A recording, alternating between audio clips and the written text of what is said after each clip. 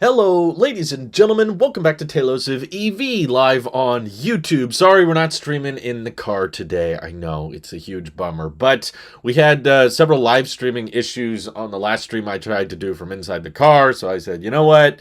Let's not risk it. Let's just try to do a safe one because we got some exciting stuff I wanted to talk about and also get your guys' opinion on as well. So that's why I was looking forward to doing this as not just a video, but also a live conversation. Hopefully we can get your impressions. Hi, Jonah. Hi, Alpha. Thanks for tuning in.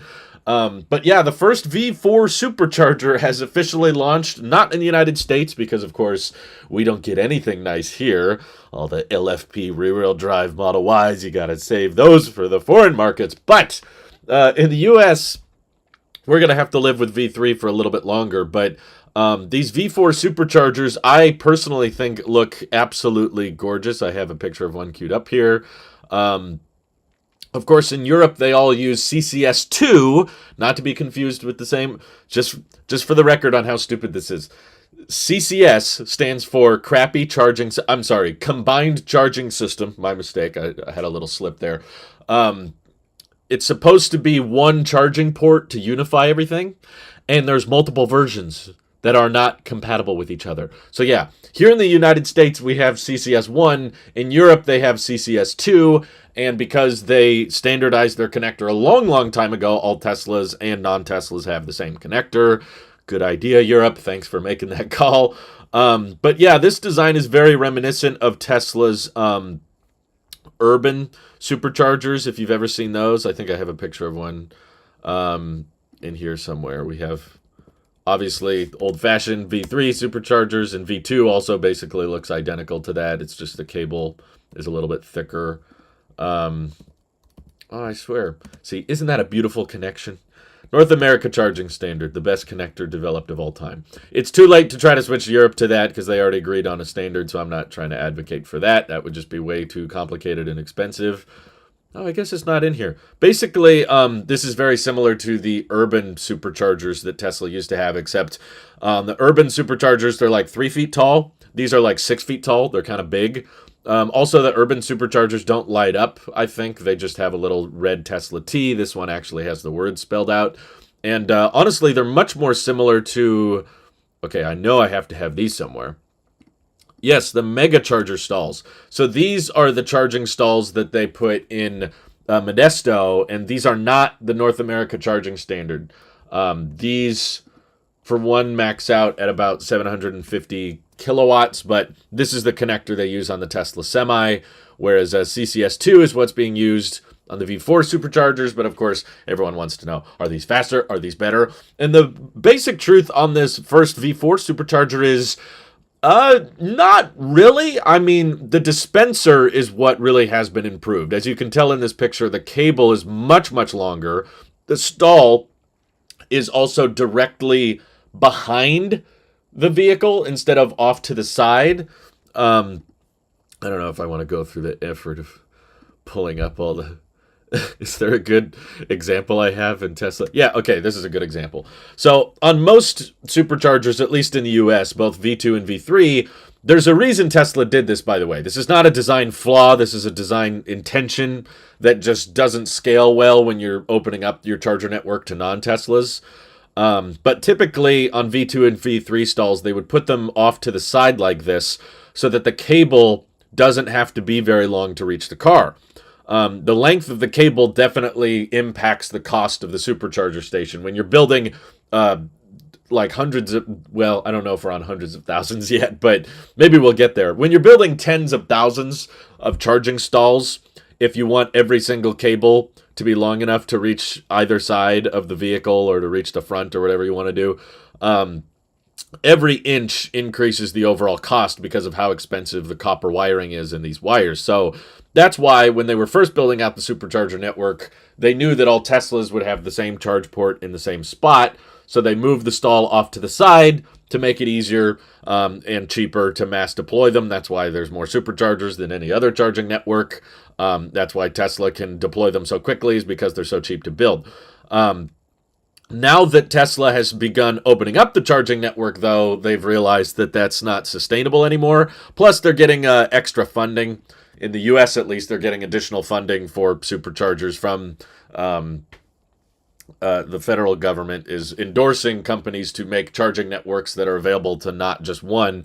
So the solution is to make a cable that's a little bit longer, and yes, that does cost a bit more, but I do think that this redesign for V4 of instead of having the big gap and the big opening in the middle allows them to build the superchargers for a lot cheaper.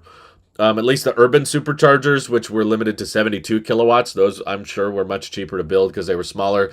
These aren't necessarily smaller, but I do think they're probably a bit easier than having all these coils going around this big circle. Instead, you can just condense it all into one place. That's what they did with the mega chargers in Modesto. So I assume it's a very similar. Oh, we've got more pictures here, by the way. You can see the stalls go right behind the car, and it's long enough to easily reach the charge port of the Tesla. But as you can tell, it's also enough to reach to the other side if the connector's on the passenger back side. And if you're in a Rivian, you could pull in forward because your charge port's on the front and the cable would reach. So pretty much any EV, I'm sure, could reach, but so far they're just in Europe. And one big difference that people wanted to make sure on Twitter I brought up is that while these are V4 dispensers, the cabinets back here, you see these big white boxy things, they look like big old refrigerators.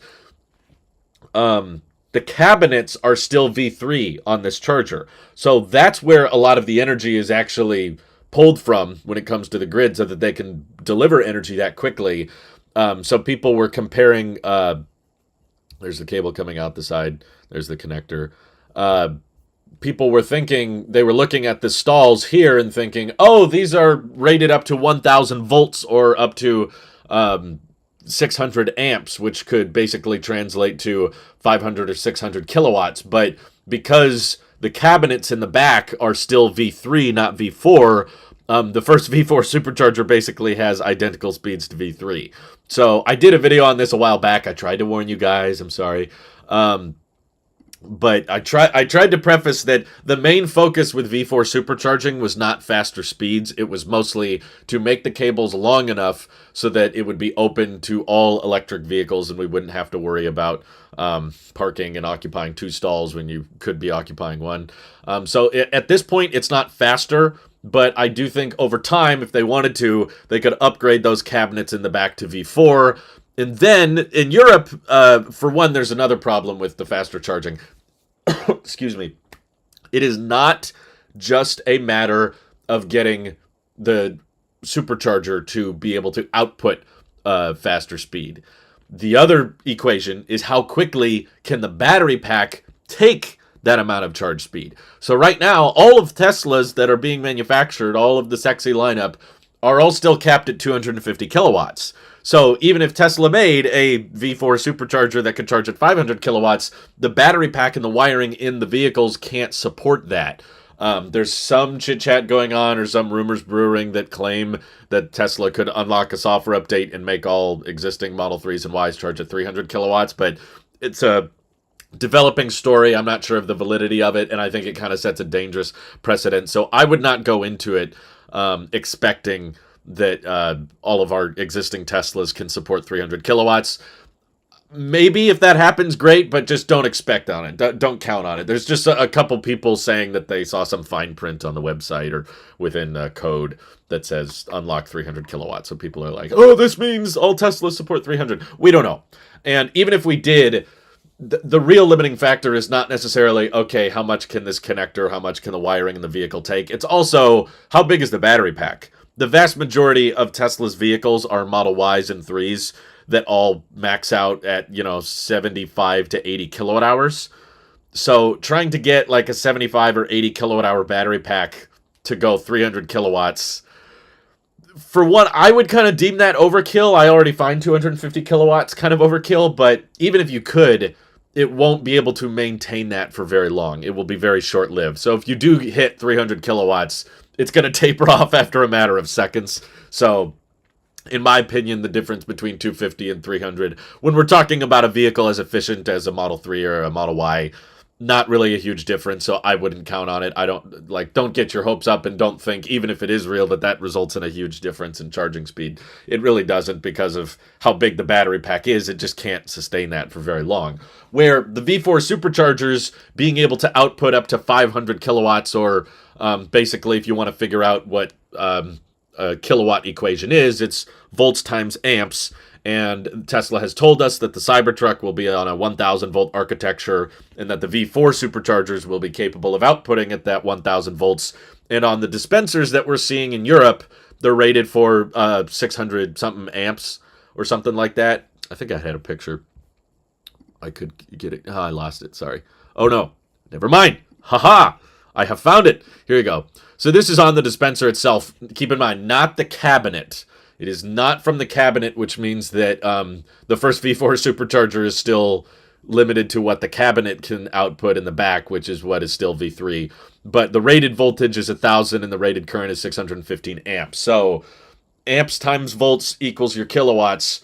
That essentially results in about 600 to 500 kilowatts of charging speed. That might be pointing to what the Cybertruck can handle. But again, they could also be baking in a lot of overhead in these V4 superchargers, because there's other vehicles that are going to be charging off them that are not Teslas. So that's a huge disadvantage right now for vehicles like the Lucid or the Porsche Taycan, or, vehicles that have higher voltage architectures. The existing Tesla supercharger network, both in Europe and in the US, are kind of limited by their, 400 volt architecture.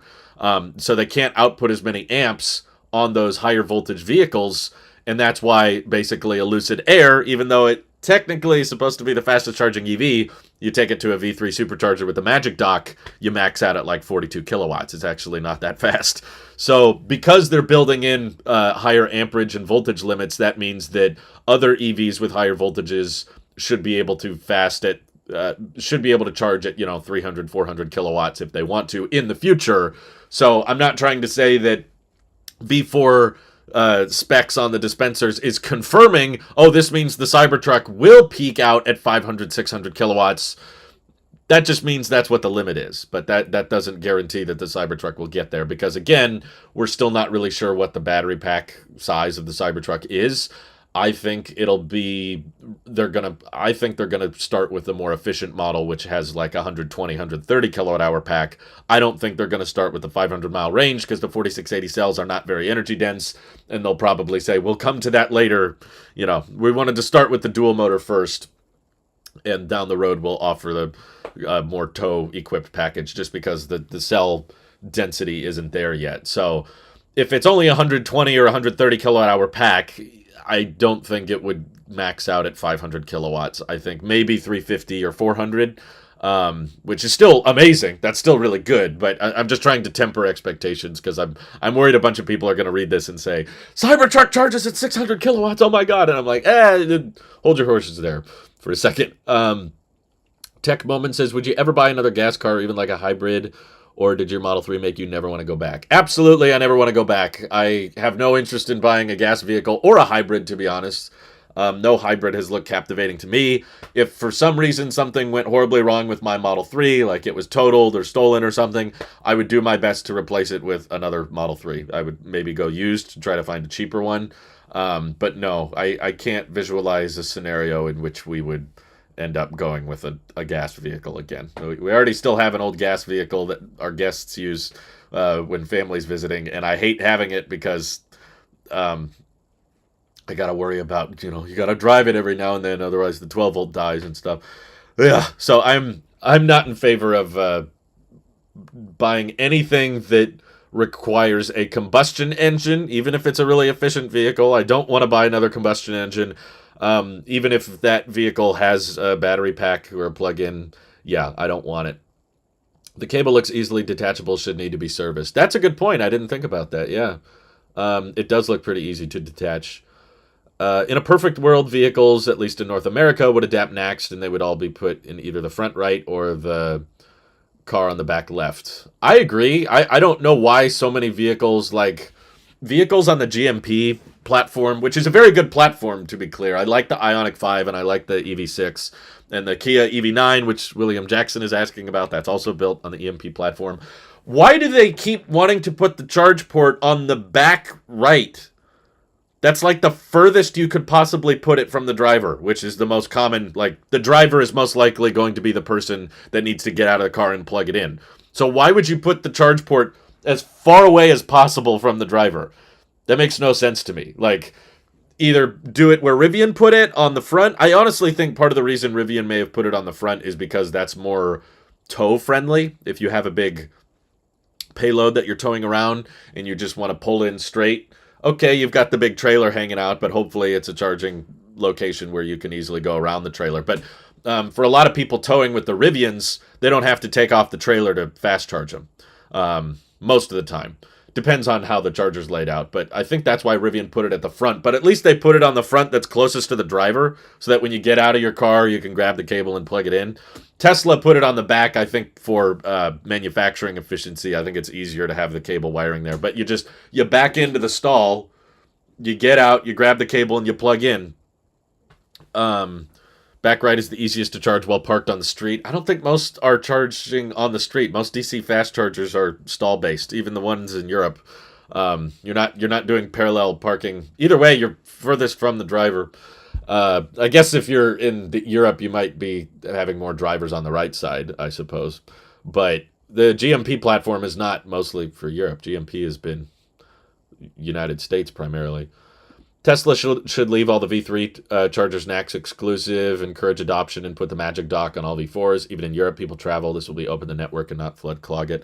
I think there's a way to do both because Tesla has the data on this. They're not guessing. They're like, you guys think the Magic Dock deployments are random?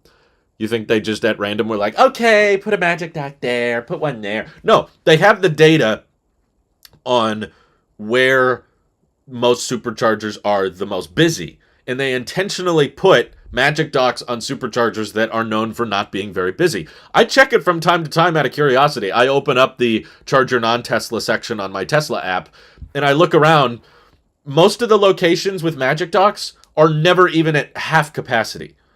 All the time. Whenever I go in there and check them, they all say, like, oh, all stalls are available, or one stall is being used.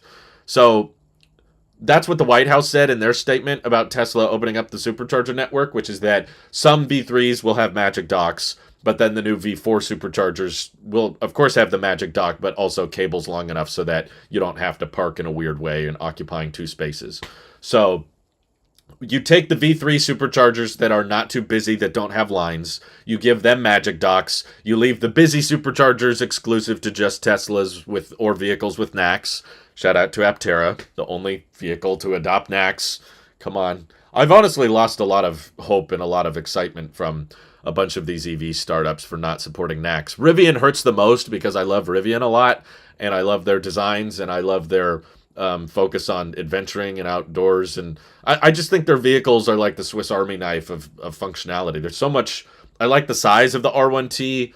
I like that they're making LFP versions. I like that they're making a Max Pack. Like, Rivian is so cool.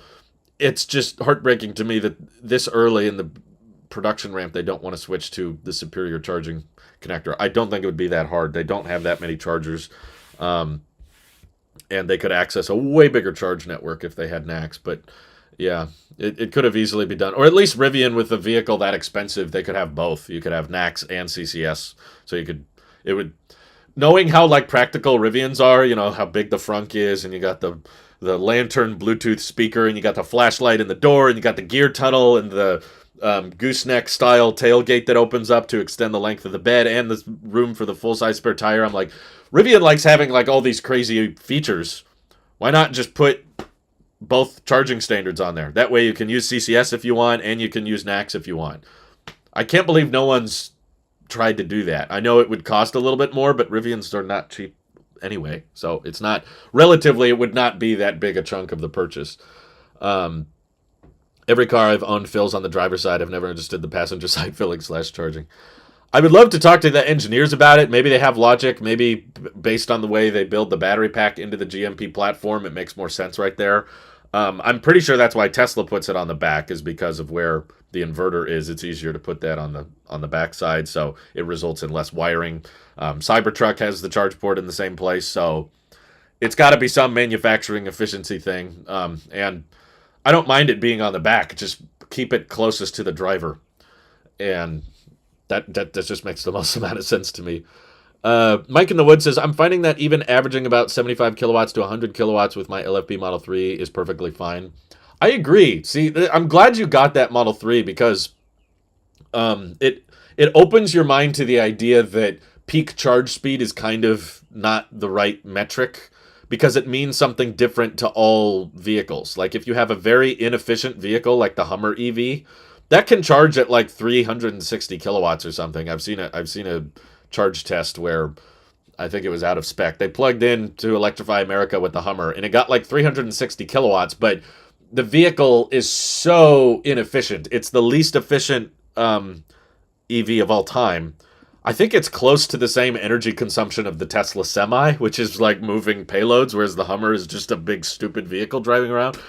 It doesn't translate to that fast because you have to charge for longer and you have a bigger battery pack. So the miles added back per hour is not really that much different or that much better than 250 kilowatts on a Tesla.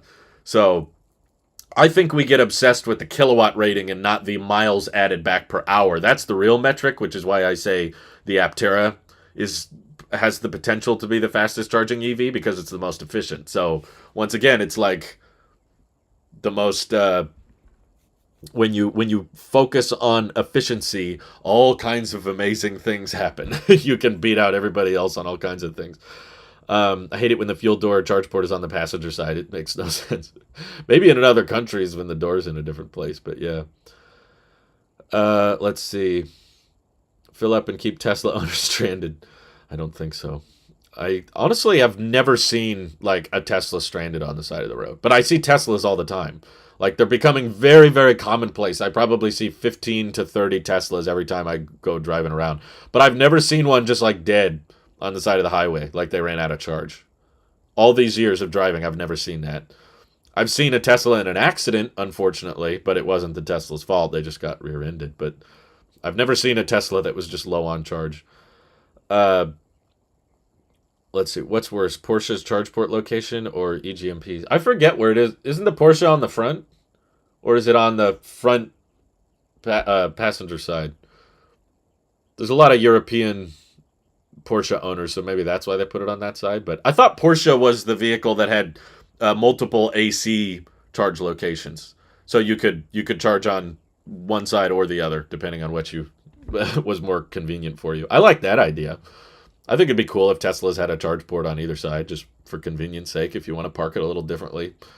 Let's see. I worry about the day my internal combustion and engine vehicle turns into an external combustion. Yeah. Let's see. Well, this would hopefully never happen. How would you feel if Tesla switched to CCS? Not that it makes any logical sense to, just if they did. I would be against it, and I'd be very grateful that I bought a vehicle that doesn't have CCS. I hate the CCS design for so many reasons. For one, it's huge. It's way bigger than it needs to be. For two, it doesn't have as high a what do you call it? Overhead, like for future proofing. You want to put a charge port on vehicles that you believe you can mass produce the connector for more charge locations as more people buy the vehicle, and as there's more and more different types of vehicles that support that connector, they'll need faster and higher charge speeds. So CCS has a lower overhead. Basically, the design of CCS maxes out, I think, at about 500 kilowatts, whereas NACS can support up to 1 megawatt, so it's like twice the speed. CCS also usually requires these little flaps to cover the charge port, so when you take it, you open the charge port door, there's an additional flap you have to open. NACS doesn't require that. Also, CCS has an external disconnection tool, so as Alpha says, it's not Karen-proof. So anybody can go up to your vehicle with CCS and just unplug it if they feel like it, whereas on NACS, the lock is in the vehicle, so if your car is locked, then the cable is locked to the car and you can't disconnect it unless you unlock the car. So It's just so much smarter in so many ways. There's so many more fast charging stations in the country that already have NACS. So yeah, if Tesla announced in the U.S. we're switching to CCS1, I'd be really annoyed and really angry about it, and I wouldn't understand the logic. Also, Sandy Monroe has broken down the cost components of CCS versus NACS and explained that NACS is cheaper to build. So it's cheaper to build, it's smaller and easier to hold, it's more lockable to the vehicle, it supports higher speeds. Hopefully that makes you as upset as I am about CCS1 and how mass deployed it is. It's like, oh, guys, please get off, please stop using it.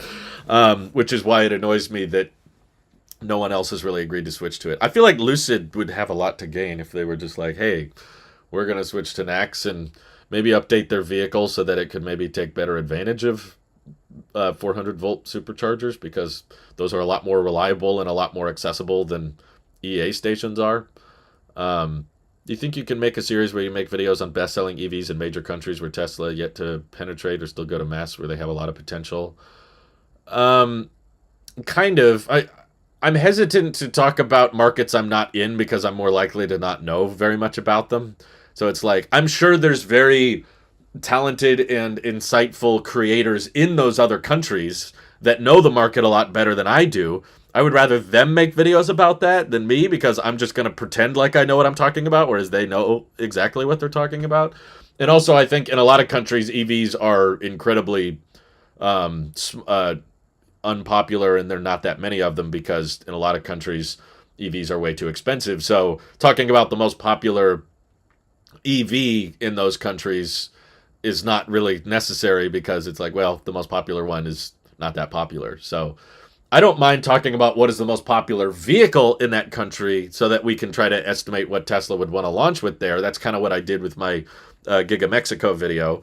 Is Dave Lee brought the most interesting perspective of Investor Day that I didn't hear Tesla talk about, but he had a off-the-record / on-the-record conversation with one of the Tesla executives that said Giga Mexico is not building vehicles for the U.S., which to me explained a lot. And I wish Tesla would have said that in Investor Day. They could have explained what the purpose of Giga Mexico will be. But Dave Lee's conversation with this unnamed Tesla executive, which I trust Dave Lee, he's not a clickbaiter, he's not trying to fake stuff. Dave Lee's a great content creator. He said the point of Giga Mexico is to bring electric vehicles like the third generation vehicle platform. But again, we don't know what that is exactly. But he said that the purpose of that platform is to reach markets that Tesla's not in, like Mexico and Latin America and a lot of, Venezuela, Brazil, Chile, countries down there that don't have a lot of presence in Teslas, because most people in those countries are not buying even $40,000 EVs, and most Teslas are $50,000 plus, So their goal with the next generation platform was to make it super cheap, super affordable, so that it could actually sell in those countries where the lower priced vehicles sell. So in that video, I explained, okay, what are the best selling vehicles in Latin America? If we're looking at Mexico and we're looking at Brazil and Venezuela, Chile and all those, Argentina, all those countries down there, what are the best selling vehicles for that market? The two top sellers were smaller size pickup trucks. It was like, it's not a Tacoma, but it's about the size of a Toyota Tacoma. And then Fiat has this little pickup truck. They're not like F-150 sized, but they're pickups. They're 5-seater pickups with, a little bed in the back. So I was like, okay, if Tesla's targeting Latin America next for this next generation vehicle platform, and their goal is to skip as many steps as possible and redesign the assembly line, doesn't it make sense in your guys' head to start with the best-selling segment, which could be a smaller Cybertruck that doesn't necessarily sell here in the U.S. right away, maybe down the road, but sells really well in Latin America because that's what sells at highest volume there, is these smaller size pickup trucks. And I was like, if they iron out how to mass produce the Cybertruck in the U.S., they can take what they've learned about the assembly line. And of course, there's no paint shop to worry about, so that increases the turnaround time from, building the factory to building the vehicles. No paint shop, just do a Cybertruck, but it's at smaller size, at a lower price for the Latin America market.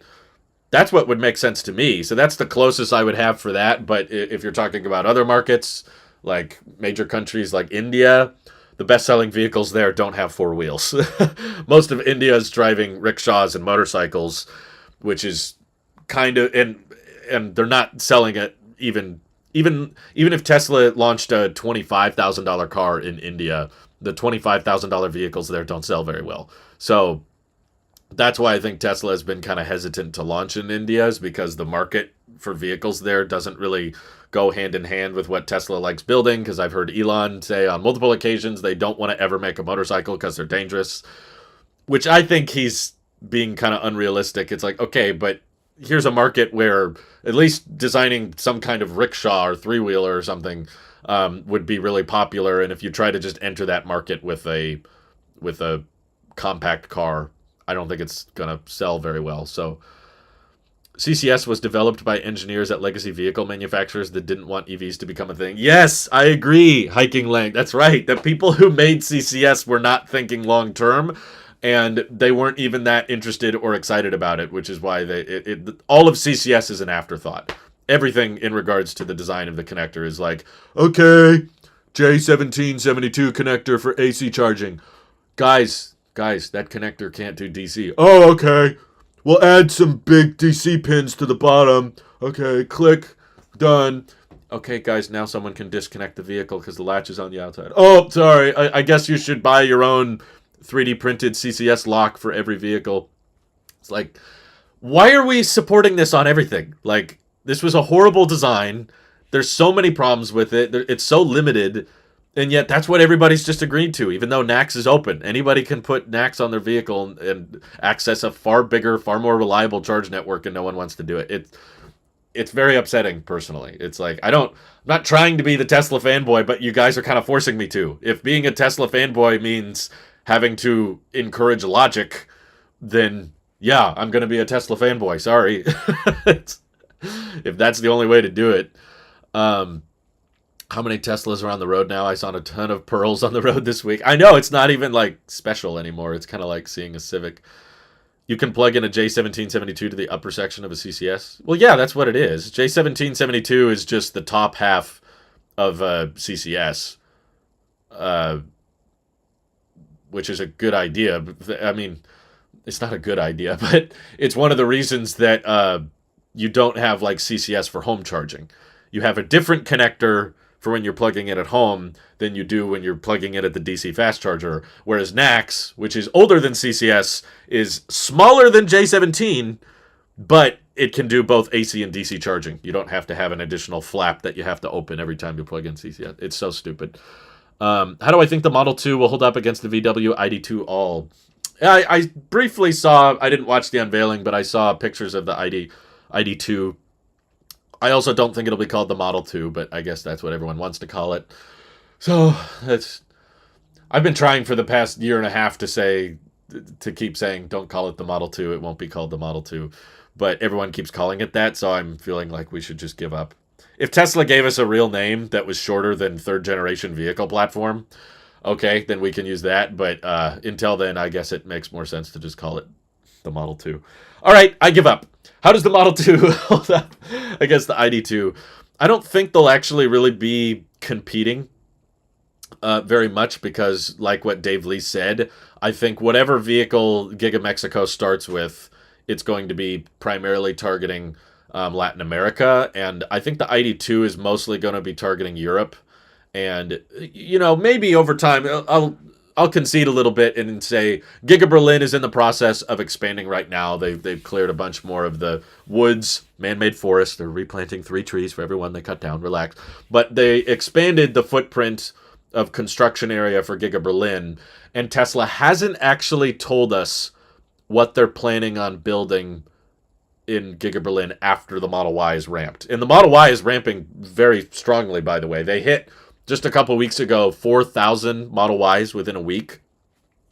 So if we say there's roughly, you know, like 50 weeks of active production a year, they're at 200,000 vehicles annually. And as they continue to ramp, I think they're targeting 500,000 Model Ys at Giga Berlin. So once they get up to close to, 10,000 a week, they're going to need to build either more facility at Giga Berlin to just keep building more Model Ys, or what in my opinion is more likely is build the third generation vehicle platform, and they take what they learned from Giga Mexico, like you guys said. Who was it? Copy paste. Someone said something about copy pasting in Giga Berlin, but basically the third generation vehicle platform is engineered differently, built differently.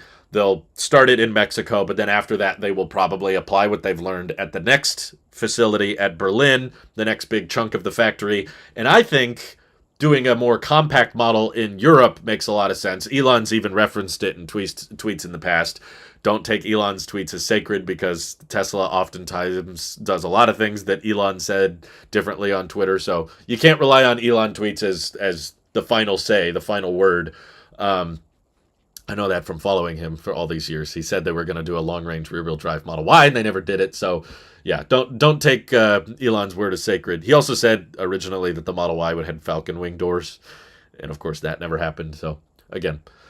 But there were a couple of tweets. It at least shows that it was on the table, like they were discussing the idea a while back that after building the Model Y, they would do a European-style hatchback in Europe.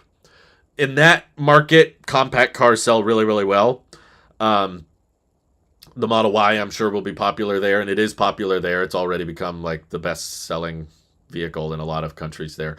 But going cheaper with a smaller vehicle, because Europe tends to have a lot smaller roads, makes a lot of sense. A smaller-sized pickup truck wouldn't sell very well there. Pickup truck sales are pretty low in Europe anyway. So I think it would make more sense for Giga Berlin's next big project to be a Model 2, if you will, or whatever Tesla wants to call it. Basically, just picture a Model Y, but smaller. And maybe that's what their plan is next, but again, they haven't clarified. We don't know for sure. UK loves hatchbacks, and our roads and parking spots are really tight. Exactly. I know people say that, but simultaneously, Model Y and Model 3 are like some of the best-selling vehicles in Europe, period. So I'm still of the belief that the Model 3 is not like that big, even for Europe. It's clearly topping sales of all other new vehicles there. So it's clearly, big enough that people want it, but not too big that no one wants it. But I do still think a Tesla smaller hatchback in Europe would probably sell pretty well. And I think Tesla still is going to have a manufacturing lead on VW, to answer your question, NM. I do think the ID2 looks really good, and personally, I'm not one of those EV automaker doubters all the time. I feel like there's a lot of Tesla bulls that oftentimes, I'm not going to say who, I'm going to describe them and you fill in the blank, because I don't watch every Tesla YouTuber. So tell me if you know guys like this, but I think there's too many hyper bulls out there that are convinced that for Tesla to succeed, everyone else has to fail. They just are obsessed with the concept that, legacy auto is all going to die. All the startups are going to fail. They're all going to dry up and fail. And I just don't think that's the reality. For one, I don't think that legacy auto was very profitable before Tesla was on the block, but they just have so much backing. They employ so many people that unions are lobbying the government so strongly. It's like these companies haven't been doing well anyway.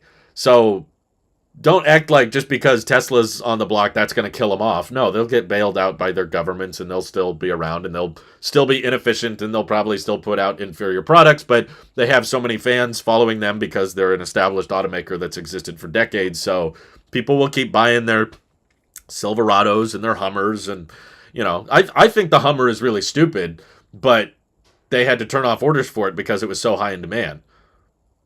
Like, there's tons of demand even for the crappy legacy automaker vehicles that I don't think are worth buying, but people keep buying them, and they have so many ties to the government. Like, it's not based on performance, which is, I think, the problem all Tesla bulls have. It's like, all these automakers are going to go bankrupt. It's like, if it was based on performance, they would have died a long time ago. VW is one of the companies, I think, doing a better job switching to electric vehicles. And there's a lot of companies that are putting a bigger emphasis on, we need to get over, and VW is pouring a bunch of money into battery development and scaling up production. I still think they're several years behind Tesla when it comes to manufacturing efficiency, and because they're a legacy automaker, they have a lot of stylizing and design choices that they feel like they have to do because they're trying to convince their existing Volkswagen fan base that is driving gas vehicles. They're trying to convince that fan base to switch to electric, whereas other companies like Tesla, Rivian, or Aptera, they're starting from scratch. Their whole audience is all on board with electric. So they don't have any legacy to stand true to, like the ID Buzz is trying to live up to the original Volkswagen bus and all that. So I think because of that legacy and because of that pre-existing fan base that still is driving and enjoying gas vehicles, they can't switch as quickly. They can't adapt as fast as Tesla can. Tesla is just all about. I know people don't like this example, but I really like this saying I've said before. You've probably heard me say it, but I think it summarizes Tesla's mindset perfectly. Tesla's goal is to become the McDonald's of electric vehicles. And I mean that both in a good and bad connotation. Because you don't think McDonald's when you think highest quality, right? You don't think of McDonald's when you think of the best food. Maybe some of you do, but I really like McDonald's personally. But I know that it has that stigma of the cheap, widespread fast food. But McDonald's is one of the most successful restaurants, like globally in the world. They're everywhere. They're in other countries. They're billions and billions served. That's what their tagline was for so long, right? Like, I think Tesla's goal is we need to make the most. We need to transition the highest number of people possible. That does not require them to be the best at customer service. That does not require them to be the most luxurious. That doesn't even really require them to have the highest range or even the lowest price. The goal is just we will do what we have to deliver the most amount of cars the fastest and to displace the most amount of gas vehicles. That's what their whole robotaxi emphasis is on. In their head, robotaxis are accelerating the adoption of sustainable transport because that means that one vehicle can displace 5 gas vehicles. I still have my doubts on how robotaxis will affect car ownership. I see a lot of hyperboles that are convinced that people won't want to own cars anymore when robotaxis are a thing. I disagree with that. I can get into that if you guys want, but I'm already on a bit of a tangent here. But Tesla's focus is becoming the McDonald's of EVs, which means selling at the highest volume.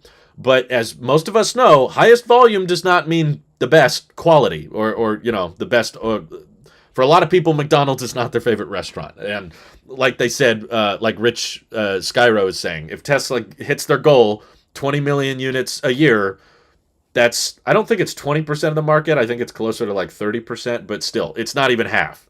So if Tesla fully ramps up and meets their goals, there's still going to be another 60 to 70% of the automotive market left for startups, legacy automakers, whoever's left. There's some companies that I think are adopting better than others.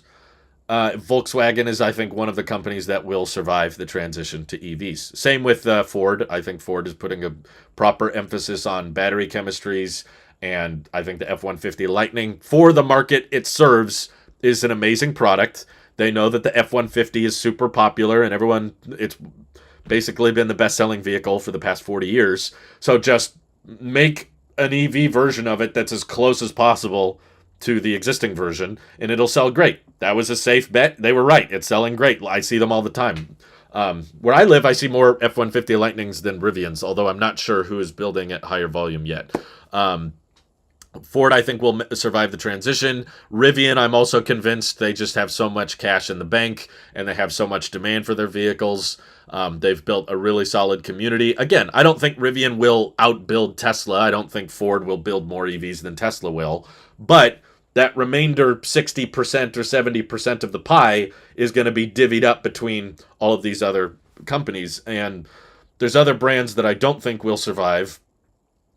Or if they do survive, it won't be based on performance. It'll be based on bailouts, which is more like Toyota.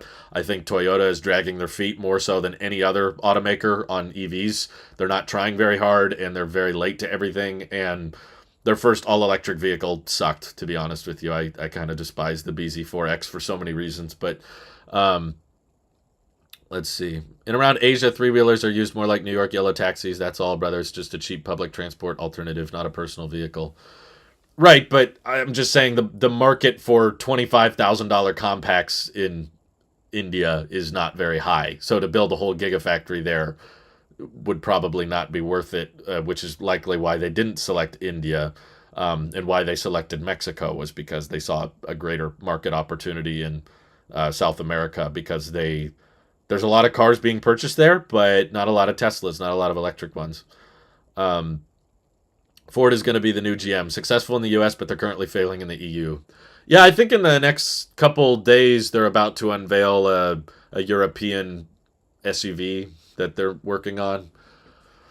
I'm sorry, I just have a hard time getting excited for SUVs now because there's so many of them, and I'm like, okay, is it more efficient than a Model Y? What's the charge speed? What's the range? And it's always worse than the Model Y in pretty much all the major contenders, which is like range, efficiency, price, charge speed. If you can't beat the Model Y on any of those or all of those, I'm not that interested in it, which is unfortunately most of the SUV electric market. The gas market, I don't even.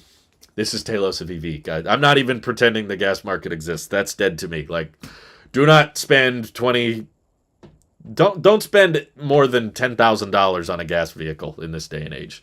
You should either be saving up for an EV that you really like, or you should be buying the cheapest possible used vehicle you can that runs on gas, so that you can save money for the electric vehicles that you're coming. It's kind of a weird market right now. How about all those annoying people on Twitter who know nothing about Aptera but are trash talking it? I know, it was honestly really thrilling and fun to have that tweet I made about Aptera go viral. But there's just a lot of misinformation about them that is honestly really... It's entertaining, but also sad at the same time, because I think there's a ton of people that would have this same exact mindset towards Tesla just 10 to 12 years ago. There was a bunch of people saying all of these same things about Tesla. The market doesn't want EVs. The range is too low. The price is too high. That wouldn't happen. No one would do that. And then all it changed. The market changed, and Tesla is now commonplace, and no one really bats their success now. But so many people are doing that same mindset of, the market doesn't want that. Oh, it looks weird. Oh, it's not profitable. Oh, it won't work. And I'm like, look how much demand there is. Look how efficient it is. This isn't like made up numbers. Like, aerodynamics are a real thing that affects efficiency. Weight affects efficiency. Rolling resistance. These are all factors. And to see all these people just, but it looks weird though. It's like, have we learned nothing about this whole EV transition? Have we all just like forgotten? Like, people are being just as dismissive of Aptera as people were of Tesla in the early days. And they're not really applying first principles thinking to it, which kills me. Yeah, it was very annoying. But I try to be optimistic, and I was trying to look at it as an opportunity to educate. So I was replying as much as I could with all of the safety precautions Aptera has, all of the efficiency gains that you have with this form factor that you cannot get with other vehicles. Yeah, I agree. I think the Aptera is the most exciting upcoming EV because everything else is just a reskin of something we already have. People are like, did you see the EV9? Wow. A 3-row SUV. Again, another one. Amazing. It looks a little different. Okay. Like, I don't know. That's not exciting to me. It's just like, is that what the market is all headed towards? Is that what the EV community has to look forward to? Is just a future where we all just look at SUVs with slightly different exterior design? Oh, this one has a 12-inch screen. Ooh. This one has a 15-inch screen. Ooh. It's like, that's it? No, you want to talk about a vehicle that powers itself from sunlight, that can charge at 3,000 miles an hour, go 1,000 miles on a charge, that costs nothing to drive. You don't even have to plug it in. That's way more intriguing. That's way more exciting. That's way more fascinating to me than just, swivel seats. Whoa. Look at that, guys. The seats, they swivel. I don't find that as exciting. I know that it's like, new thing, but I fall asleep immediately. I have to be excited for Aptera. Like, I have to get pumped about them, because if it weren't for Aptera, everything else is just reskin upon reskin upon reskin. Yeah, at least make like Alpha said, at least make a SUV with NACS. That would get some attention from me, at least. I think there was some rumors going around that the Volvo XC90 or whatever would have NACS. I'm not sure if that was confirmed or not. I don't think it's confirmed, but there was people. Thank you, Tor, for signing up for supercharging the channel. That's very kind of you. Thank you. But yeah, I think people were comparing the specs they were providing because the Volvo is based on a 400 volt architecture, but they said the peak charge speed was 250 kilowatts. So people were noticing that correlation and they were like, well, how are you getting that voltage with that peak speed unless you're taking advantage of the supercharger network?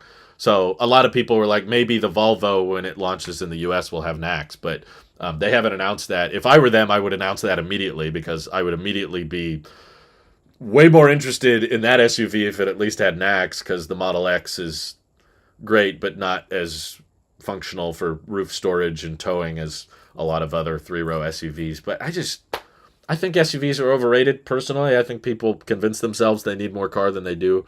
I have numbers to back that up. The vast majority of drives have two people or less, which is why I have a hard time when people are believing, like, oh, this charging speed, I can't make that vehicle work. There's only 2 seats in it. I'm like, you're driving your 7-seater SUV by yourself 90% of the time. Come on. I'm getting more confident EX90 is going to have NACS. That would be great if it did, but again, I wouldn't be that excited for it. If the Hummer had NACS, I still wouldn't be a fan. The Hummer is just so stupid. I'm honestly really surprised by the community's acceptance of the Hummer EV. Doesn't it kind of feel like a joke to you guys? Like, GM wants to start making more electric vehicles, so they decide to bring back the least efficient vehicle of all time. Like, what? Your whole mindset of switching to electric vehicles is less emissions, better efficiency, cheaper cost of ownership. That's the whole point of switching to batteries. Guys, we're not switching to EVs so that we can get faster acceleration. That's not why we're mandating. The government is not pushing for EVs because they want everybody to go 0 to 60 in 3 seconds. They're not switching to EVs so we can have better off-roading performance. We're switching to EVs because it requires less energy to propel. Wow. A bird is like trying to fly in my window right now. So, like, the whole point of switching to EVs is like completely destroyed when you try to make it in the most inefficient heavyweight vehicle possible. It's like why would you bring that back? They stopped making the Hummer because it was so inefficient and nobody was buying it. That's why it wasn't around anymore. So you decide to bring it back on the subject of efficiency? Like, it makes zero sense to me. I thought that was such a stupid idea. So no, NACS would not excuse it to me. But Aptera can realistically give 10,000 solar miles a year. People lease cars with just 10,000 miles all the time. That's a great point.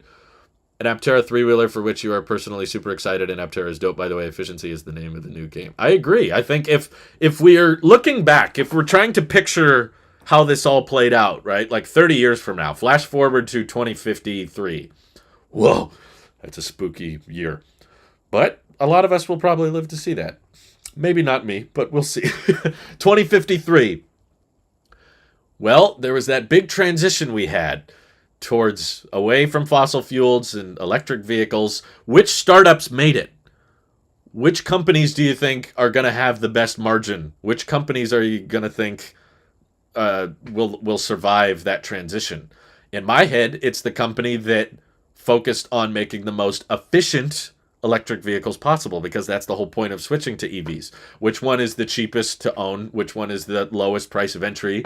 And only one potential vehicle coming to market is prioritizing free charging from the sun for the life of the car, basically.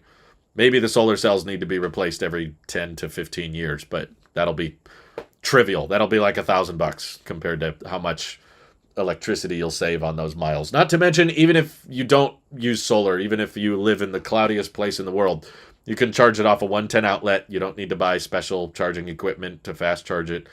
Yeah, hopefully it's not like Blade Runner 2050. My guess is the companies that will survive are the ones that put the biggest emphasis on being efficient and lower cost of ownership while still being profitable. And that's what I think Aptera is the one that's focusing on the lowest cost to own and still maintaining margin. So there's tons of demand for it. That's why they have so many reservations.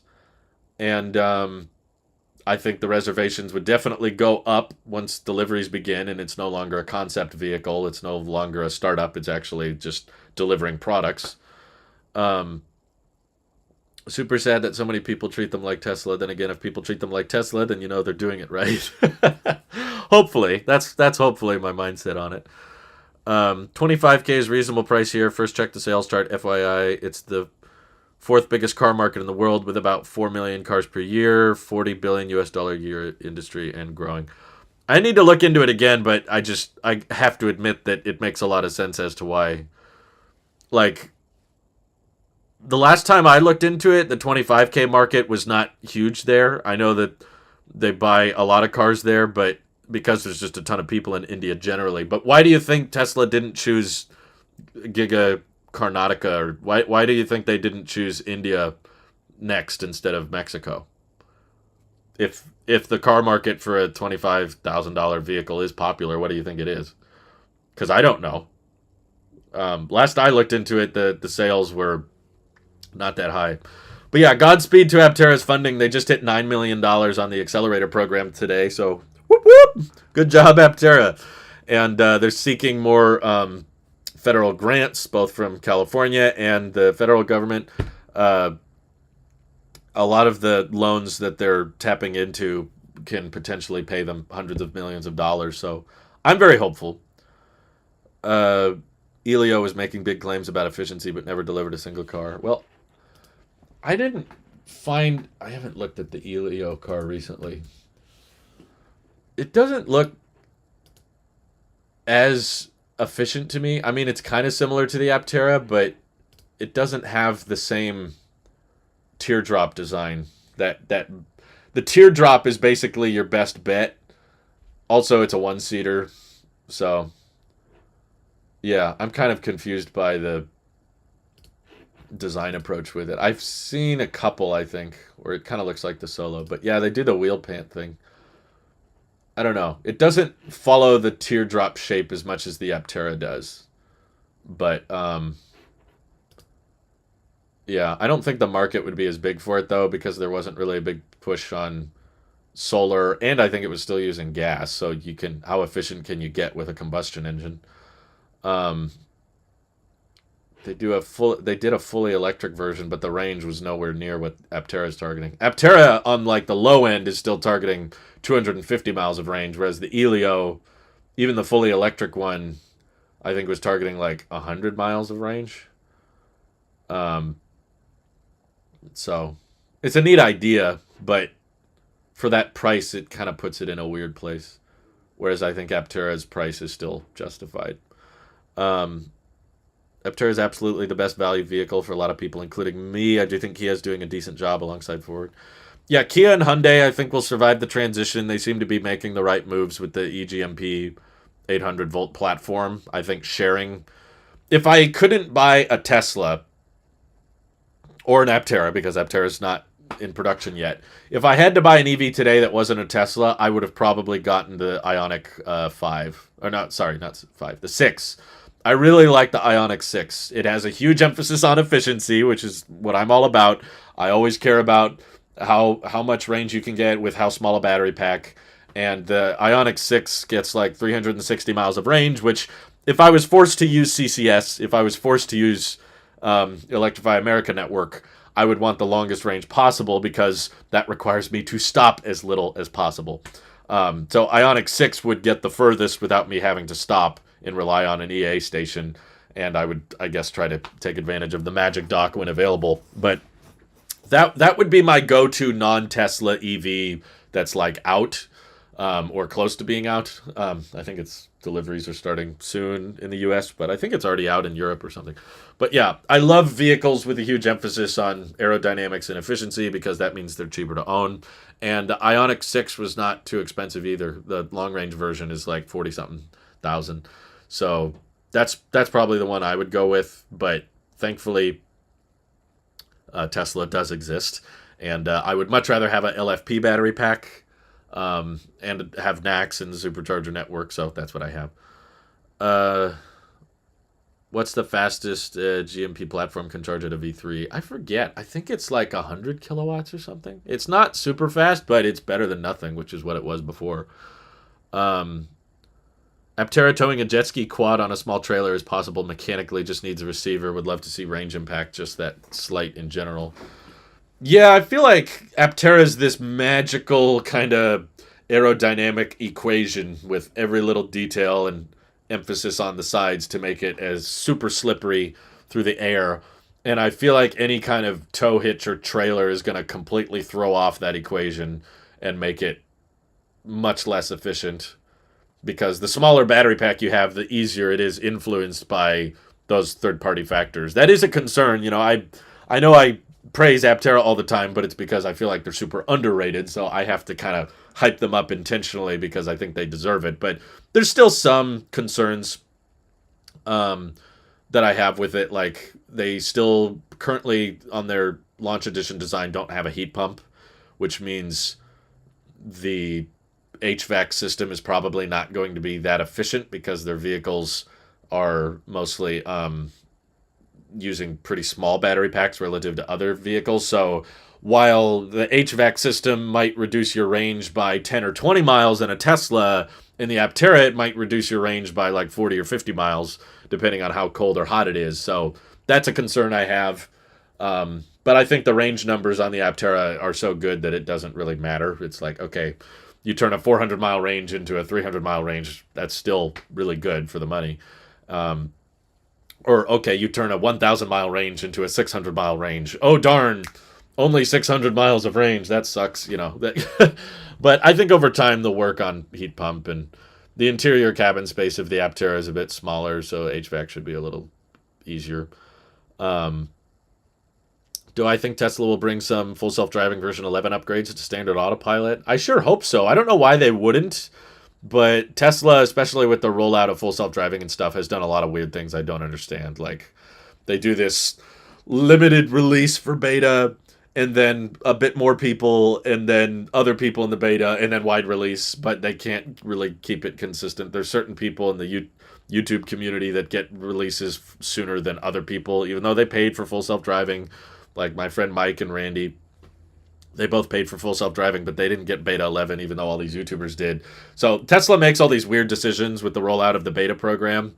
And if you come out with a new version of beta that allegedly, which based on evidence, beta 11, is safer, if you come out with a new version of the software that is safer, why are you restricting that to just a limited number of testers? Shouldn't the safer version go out quicker to the masses? Why does it take a while for it to go wide release if it's so much safer than the previous version? I don't get it. In that mindset, the wide release people have the worst version of beta that performs more dangerously. So Tesla does a lot of weird things with. I don't think they should call it full self-driving personally, but they do. There's a lot of things they do that don't make sense. So that's why I'm not getting my hopes up. But yes, in my head, they've updated the Navigate on Autopilot code. They've updated the regular Autopilot code for the single stack version of version 11. So makes sense to me to bring those benefits down to the free Autopilot users. But maybe Tesla will think, well, no, that will convince people that they shouldn't pay for full self-driving. So we need to intentionally make regular Autopilot suck and not perform as great so that people want to subscribe to the beta or pay the $15,000, which please don't do that. Please don't encourage them. Let's see. Because Tesla functions on mass production. Because Tesla. Sorry, I said because. I was like, what are you saying? With big sales number in the EV game, and EVs here need to catch up in efficiency. That's why EVs are just selling in a few percent. That's why the biggest EV car company is needed. Well, that argument is why Tesla should build their next gigafactory in India. I'm saying, why do you think they haven't chosen India yet? Like, it's a huge country with over 1 billion people. So why not focus on that? Why did they choose Giga Mexico? What's your reasoning? Let's see. Yeah, Ioniq 6 should not use CCS. I agree. It's a new vehicle, so what is it hurting if it doesn't have CCS? Um, there's only a few positions I want to be in tandem in the car is not one of them. Oh, Roman. No, I agree. That definitely is a lot more awkward for people sitting too, like sitting in this back seat crammed in the back thing, opposed to just. I think that's the most common seating arrangement. Is like two people sitting in the front of the vehicle, so that both people can look out the windshield, both people can look out their windows. They have lots of leg room. When they brought the Aptera to fully charge live, there were guys that were like 6'9" sitting in the Aptera, and they were still comfortable. So I think for the masses, two seats right next to each other is the most comfortable way to do it. Also for safety reasons, I think that's probably better too than cramming someone behind you. Um, Heat pump implementation also matters. I watched a Monroe video on Audi removing it from the e-tron because it was expensive and barely making a difference to range. I think on a inefficient vehicle like the e-tron, heat pump is not that big a deal, but on a super hyper efficient vehicle like the Aptera, the HVAC system is going to weigh down the battery pack a lot more than a typical HVAC system would in another vehicle because other vehicles have bigger battery packs to pull from. So I'm a little bit concerned by that because Aptera is a San Diego-based company, so most of their testing they're doing is all in very mild, decent weather. Um, so that's a concern I have. I don't think it'll be a deal breaker. I don't think it'll ruin the product, but it is an issue that I'm curious to see how the Aptera performs in extreme cold weather and extreme hot weather as well. I'm sure they're thinking about it more than I have, but I bet that's a challenge that's a greater factor than it is on most other vehicles. Like a vehicle the size of the Rivian, which has a 130 kilowatt-hour battery pack, the difference between heat pump versus resistive heater is not going to be huge. I mean, it might be something, but like the bigger the battery pack, the less that HVAC is a limiting factor. Like on the Hummer, I don't think the HVAC system is going to do much. It's got a 200 kilowatt-hour battery pack. Probably next factories will be another one in China and Europe. Didn't they announce they're building 3 new factories? No, they didn't announce that. That's speculation, but there's been talk from Tesla executives with YouTubers that were at Investor Day that Tesla is going to be building multiple new gigafactories at the same time, but that's not new information. They've been doing that for years. Giga Berlin and Giga Texas were under construction at the same time. So they didn't say where the next factory would be. That's what an announcement would be. All we know about so far is Giga Mexico. Great mark. Obviously now they have North America and South America, 2 big continents and great market covered, which are closer. Yeah, I think Giga Mexico also makes a lot of sense because Tesla's building that lithium refinery on the coast of Texas in the Gulf of Mexico. They're saying that the lithium from that refinery should be ready to be used at Giga Texas by the end of this year. So because that refinery is pretty close to Monterrey, Mexico, they can ship lithium to both factories pretty quickly. And plus, they can Giga Texas is their primary headquarters. So if executives want to fly to Texas or drive to Texas and Mexico and back and forth, it's not that far away.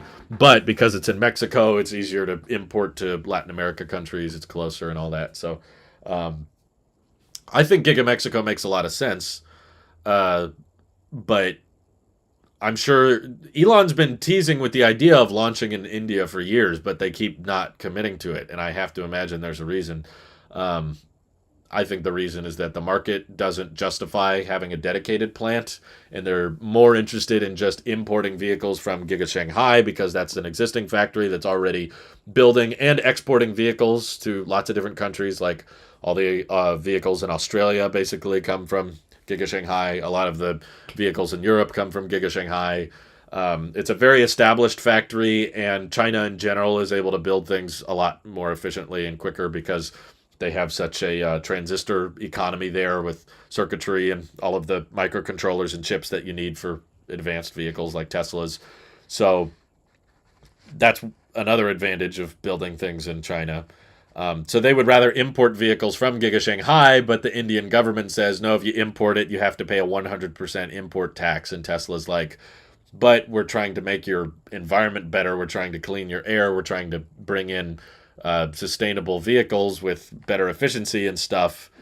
And the debate they're probably having right now is, okay, is the market in India strong enough to deserve an entire factory, or is it just strong enough that we just want to import vehicles from Shanghai?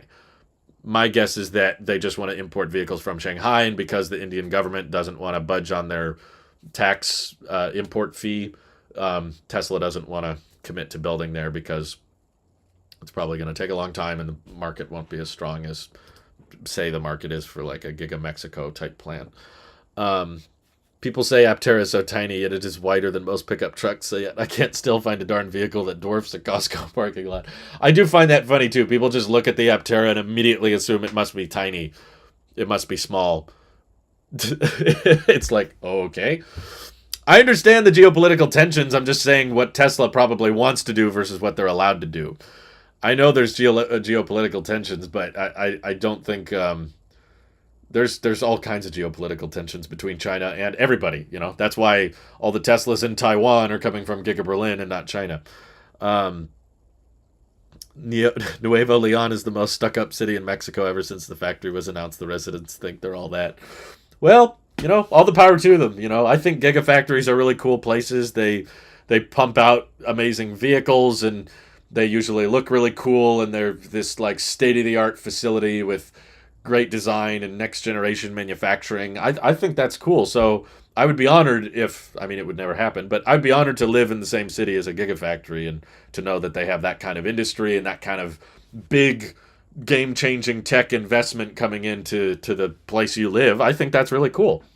I like knowing that I'm not that far away from the Fremont factory or the Giga Nevada facility. When I saw that big investment announcement they made in Giga Nevada, and they said this is where we're going to build volume production of the Tesla Semi, and we're going to expand 4680 cells here, I was like, hey, that's cool. I'm not that far from there. I could drive there and check it out if I wanted to. Another reason why I don't want the Aptera, I don't want a large vehicle. It is wide, but I think it's mostly just because of the outward mounted wheels. I don't think it'll be as hard to park as a pickup truck because those wheels you can see really easily. The back part of it is more in size with the Model 3. The actual chassis and cabin are more Model 3 size. What happened to Tesla Roadster abandoned? Yeah, I feel really bad for all the people that love the Roadster because Tesla unveiled it and said it was all that, and they keep touting about the specs of everything. But it really just is, when you look at Tesla's goal, right? Tesla's mission, McDonald's. So it's kind of like asking when McDonald's is going to get to their, prime rib steak option or something. It's like it's not going to sell at high volume. It's not a huge priority for them. So basically they can just indefinitely delay it under the justification of, well, it doesn't really support the mission statement. I think Tesla's compromise with it was, okay, when we unveiled the Roadster, we said it had 3 motors and that it could do 0 to 60 in under 2 seconds. But since the Roadster came out, they launched a Plaid Model S, which the Plaid Model S kind of achieves all the same goals that the Roadster did, except it's cheaper than the Roadster and it's more practical than the Roadster because it's a hatchback and it can seat 5 people and it has a frunk. So you got your performance, you got your acceleration. Yeah, for now we get the McRib being the Plaid. The Plaid is the McRib, but people are asking when we're going to get around to the prime rib. So I want the Roadster to come out, don't get me wrong. I personally think that Tesla's too obsessed with high volume production of most things, and I think that they could get a lot of people off their back and also probably get a lot of, not that they need positive press, but I just think that they could shut up a lot of people if they just did the Roadster, get it over with, build it by hand if you need to. You don't need to build like 1,000 of them a month or whatever. I don't think it needs to be high volume. I think they could find a little corner of Fremont where not much is going on and just build, like 4 or 5 a month. Build like 1 Roadster a week. The closest competition Tesla has to the Plaid Model S is the Rimac Nevera. In the Rimac Nevera, they're only building 150 and then they're done, and it's like a $2.5 million vehicle. Tesla has promised, I think, 84 people from the referral program a free Roadster. So, okay, if you build like 5 a month and you go in order of, biggest referral. So you start with Andy Sly, then you do MKBHD. It looks great for the press. All the biggest YouTubers get their free Roadster. You can do all your drag races, and people talk about the Roadster and how great it is. And just don't optimize it for high volume production, because it's not a high volume vehicle. And also, I think it's super underpriced. It doesn't need to be $200,000 for the specs that the Roadster is offering and the exclusiveness of the design. Easily, you could charge $500,000 for that thing. You could charge $600,000 for that thing. Really limit the market of it, because there's not going to be that many of them made anyway. And again, it's a pretty small market. People who need to go 0 to 60 in less than 1.9 seconds, and who want a cold gas thruster on the back, like. Just get it over with. Just rip off the Band-Aid. I know it might be a little bit of a distraction, but I don't think it needs single-piece castings or anything that would take away. Like, Tesla is a big enough company. They have enough cash on hand. Rather than a stock buyback, which would basically do nothing to the stock, in my opinion, which there's people saying that, oh, why don't they buy back more stock so that it puts upward pressure? It's like, okay, they've got $20 billion in cash right now, or something. I think more than $20 billion. If they bought $5 billion in stock back, look at the Tesla stock's market cap. It would push it up like 2%. Instead, maybe just spend $5 billion on making a handmade Roadster team that has a special quality service team, so they make sure everything's perfect and the paint is flawless. And just put the 1,000 volt architecture in it. Maybe even just reuse 1865 cells, right? Because I've learned, after being proven wrong, that the 1865 cells that they put in the Plaid Model S and X are better for power output because they're smaller than the 2170s. So when you want to output a lot of power, you need to be able to draw that energy out of the most amount of cells at the same time. So when you have less cells, it's hard to draw all of that power out of. So that's why they use the 1865 cells on the Plaid S and X. Just take 2 100 kilowatt hour battery packs from the S and X and sandwich them together. That way you get your 200 kilowatt hour battery pack, which is what they said the Roadster would have when they unveiled it. And that way you can output a ton of power. You got the big cold gas thruster. I don't think it needs to take time away from any other project. I still think they can ramp Giga Mexico, they can ramp the Cybertruck, and still bring the Roadster to market. Maybe it's more complicated than I think, but I don't think it needs, as long as you're not focused on building tons of them, just build like one a week or something. I just so we can say it's out. Okay, they started delivering them. Okay. Rivian seems to have bandwidth for opening up the electric delivery van up to public orders, which will be a decent van life van if they add more cells and incorporate solar. Vans are tricky with efficiency. I mean, yeah, I would love more solar on anything, but like the design inherently of a van is like kind of the opposite of aerodynamic. It's just this big brick, and then the big drop off on the back just creates this huge amount of drag. So solar on a van is still probably not going to give you that much usefulness, but it definitely would help. It wouldn't hurt anything. I mean, it would increase the cost, but I'm in favor of that. Yeah, I want it, even if it's just 5 miles of range per day. That's better than what we have now, which is nothing. Is Roadster even needed anymore now after Plaid, other than design and lap time advantage? Plaid is crazy fast. What really is need to work on how car handles in the dynamics department? No, it's not needed, but it was announced, it was unveiled, and Tesla is still taking orders for it. So it would almost be easier if Tesla just straight up canceled it and said, everybody that ordered a Roadster, we're going to refund you your money, and we've just decided not to release that. Of course, they don't do that. Instead, they just say, well, someday we'll get to it. But when? And Tesla goes, I don't know. It's dessert. We got to focus on other things first. But the problem is they keep coming up with new things they need to focus on. When the Roadster came out, there was no Cybertruck. And they said the Roadster would be out by 2020. And the Cybertruck wasn't unveiled until like end of 2019. So for all these years, we thought, oh, maybe Roadster next year. Cybertruck comes out, and then they go, actually, we need to do the truck first. Now they've decided we got to focus on the third generation vehicle platform. So, yeah, okay, we'll get to the Roadster later, but right now we got to focus on Giga Mexico. Who's to say you can't, after Giga Mexico, say, now we want to focus on a van. A van is higher volume and more necessary. Um, so, there's always going to be something basically more important than the Roadster, which is why it's kind of in this weird limbo state where I'm like, can't you just rip off the Band-Aid and just build them at low volume at high price, and just so you can say, okay, we did it. You don't have to build a ton of them. They're building like 20,000 Model S's and X's every quarter or something, and they're struggling to sell them. Inventory levels are growing. Not that many people are buying them.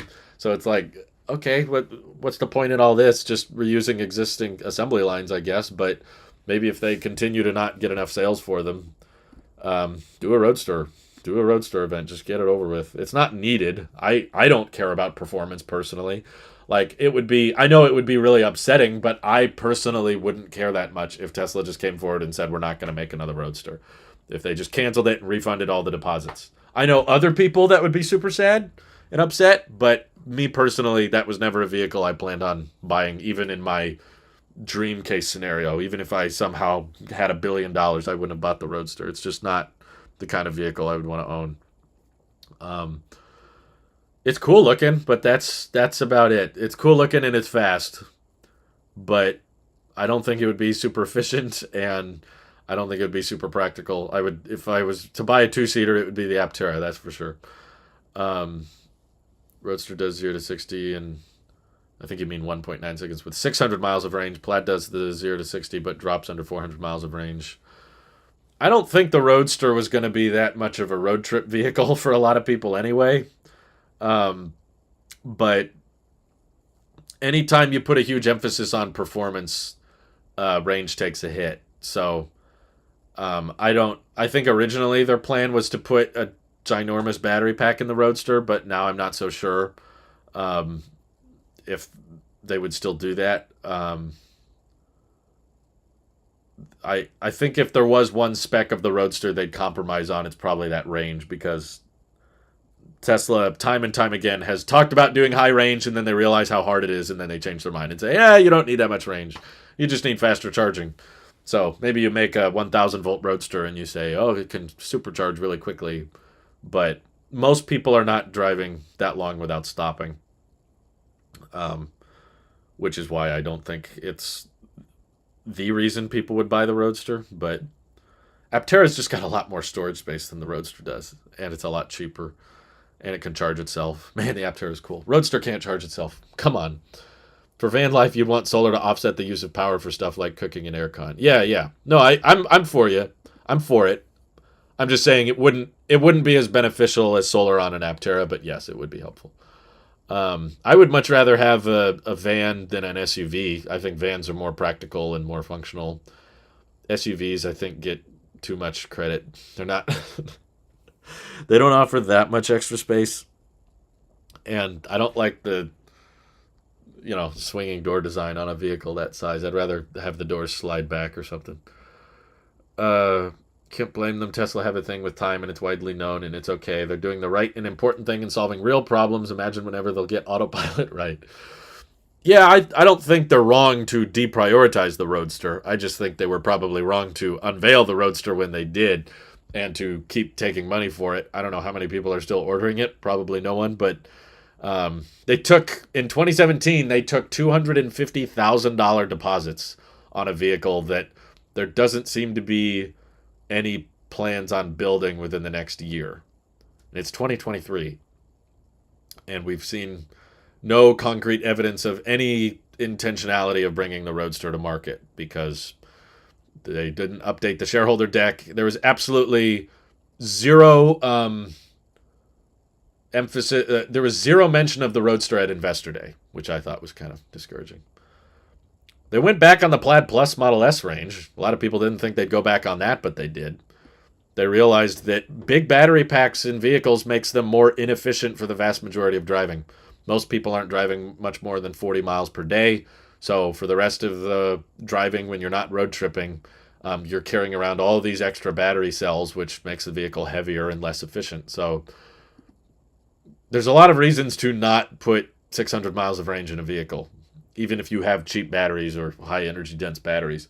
So I think they will put in the Roadster whatever they need to put to make it performance oriented. But they said 600 miles of range before they were talking about like the cold gas thrusters and stuff. If you start packing in these big gas, basically rocket boosters on the back of the car, there may not be as much a need or space for a 200 kilowatt hour battery pack on a car that small. I hope they don't go back on the range, but there's a lot of range numbers that Tesla didn't stick around to. That was really the only difference between the Plaid Model S and the Plaid Plus Model S. And then right as they, that's what they straight up killed it. Well, it's the same vehicle. It was just a different range option. That was the only difference between the Plaid and the Plaid Plus. Was, well, we could fit more battery packs in this one using 4680 cells. And then they realized, 4680 cells aren't as easy as we thought. Actually, 350 miles of range is fine. They could do that exact same thing with the Roadster. Would not surprise me at all if they were just like, you don't need that much range. Who cares? The Roadster was basically just all about improving Tesla's looks in the media. All that event was like, they were in the middle. Keep in mind the context of that event. They were in the middle of production hell for the Model 3. Everyone was worried that they were, at that point, Tesla was burning more money than ever before, trying to ramp up production, and they were having all kinds of production issues with it. And they were like, okay, this sucks. The news is really bad. Let's unveil the Semi. And then out the back of the Semi comes the Roadster, and the Semi is going to have 500-mile range, and it'll drive itself, and it'll beat the cost of rail. And the Roadster has 600 miles of range and the best specs in the world. EVs are the future. Look at all these new vehicles. And it looked really great, but then almost no delivery on that for years. It wasn't until the end of 2022 that the Semi came out, even though they originally said it was going to enter production in 2019. Like, it was all just about boosting credibility, boosting excitement, boosting hype. So that's why I wouldn't count on many of the specs from that event being remotely relevant today. They said the range was 621 miles, which is basically exactly 1,000 kilometers. So I think it was just kind of a really nice round number. 1,000 kilometer range. Done. Okay, that's enough. And they were just estimating that by two 100 kilowatt hour battery packs stacked together. Did the prototype actually have a 200 kilowatt hour battery pack? No. Did they range test it? Probably not. So I don't think when they're designing it, that's going to be their focus. I think it was a performance-oriented vehicle primarily. The range was just kind of a nice little extra perk. But if there was something to be compromised on the Roadster, I'm pretty sure that would be it. It would be maybe it's 500-mile range or 400-mile range instead of 600. But still, I would be kind of surprised if they stayed true to that range figure.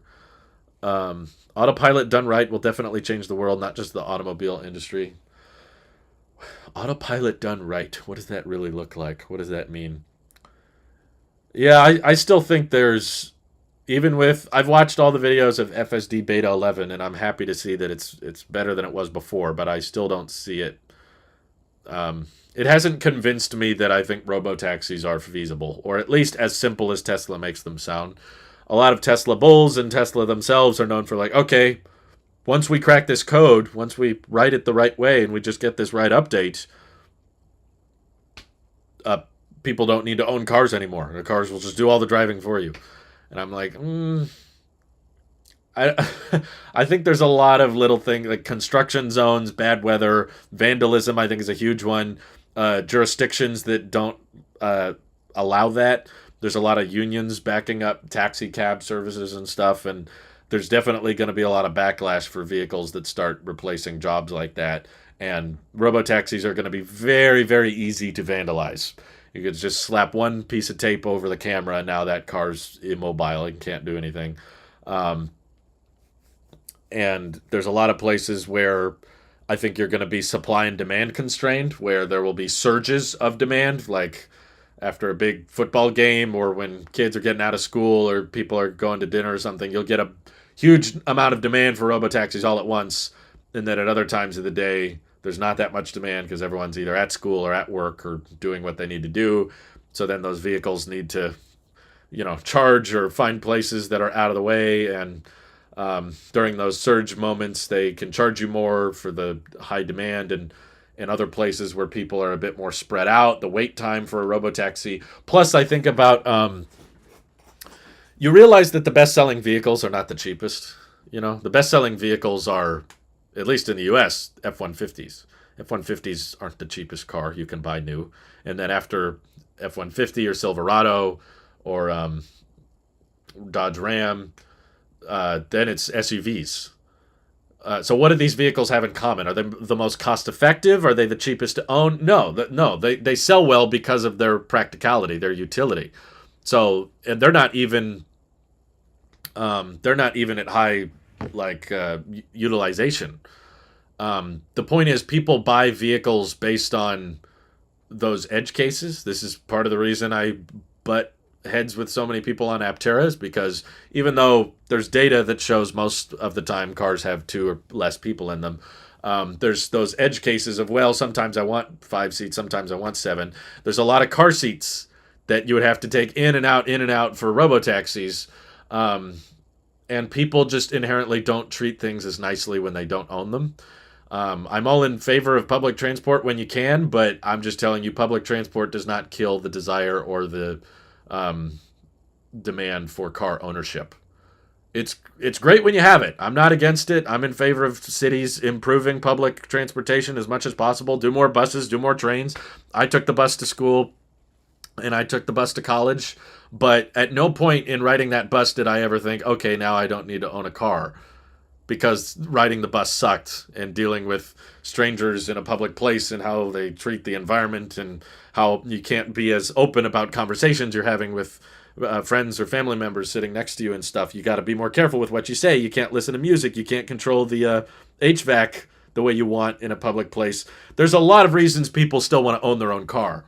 And I don't think robotaxis would suddenly just make everybody okay with not owning a car anymore. They like knowing that vehicle's mine. It's the color I want. It's the interior I want. It has the HVAC settings I want configured to it. It has the seats I like, or it has the bed I like, or it has the towing capability I like. It has the sitting I like, or it's the EV9 and it has the rotating seats I like.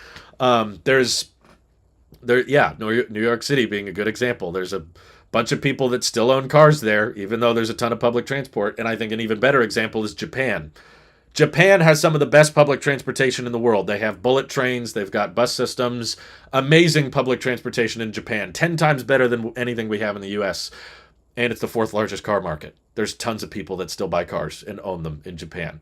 So it's a great supplemental. It's a great alternative if you don't want to drive, or if there is a route or a routine train or bus you want to take.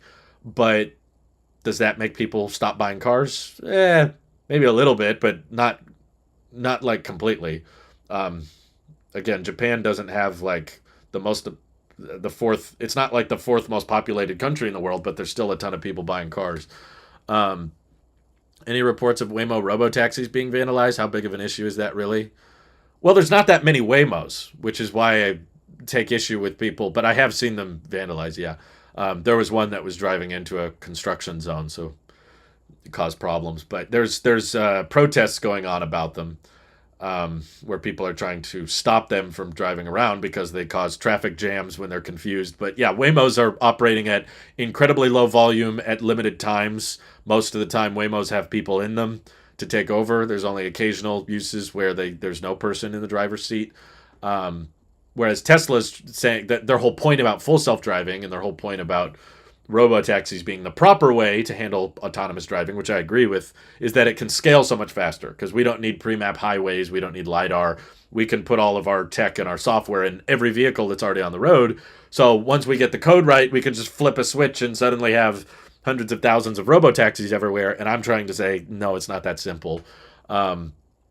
It's not as basic or as widespread. I don't think Waymos are driving people to the airport and stuff. Waymos are working in very, very limited geofenced areas, but yeah, I still have seen some people messing with them and trying to screw them up. And there's a lot more hatred and awareness of Tesla and people that don't like Elon and stuff. So That's just think of Dan O'Dowd, all the attacking he constantly does on full self-driving. Can you imagine what would happen if all of the people that like Dan O'Dowd or support Dan O'Dowd are easily able to slap some tape or pop a tire on a robotaxi? Um, yeah, it creates all kinds of problems. Roadster was just about showing if Tesla wants, they can show the industry who the real daddy is. 250K to 500K for a Roadster is any better day. Is any day better than any hypercar? Yes, I agree.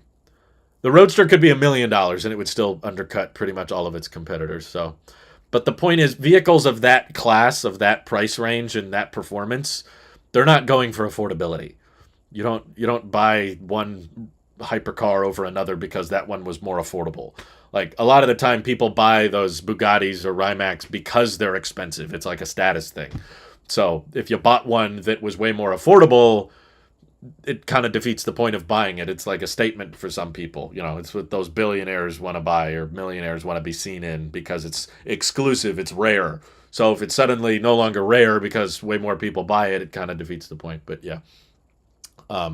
That's why I don't think Tesla needs to charge a low price for the Roadster. I think they can charge way more for it, and it wouldn't matter because the people interested in a $200,000 Roadster is probably not that different from the people interested in a $500,000 Roadster. It's like, okay, you either spend that kind of money on a car or you don't.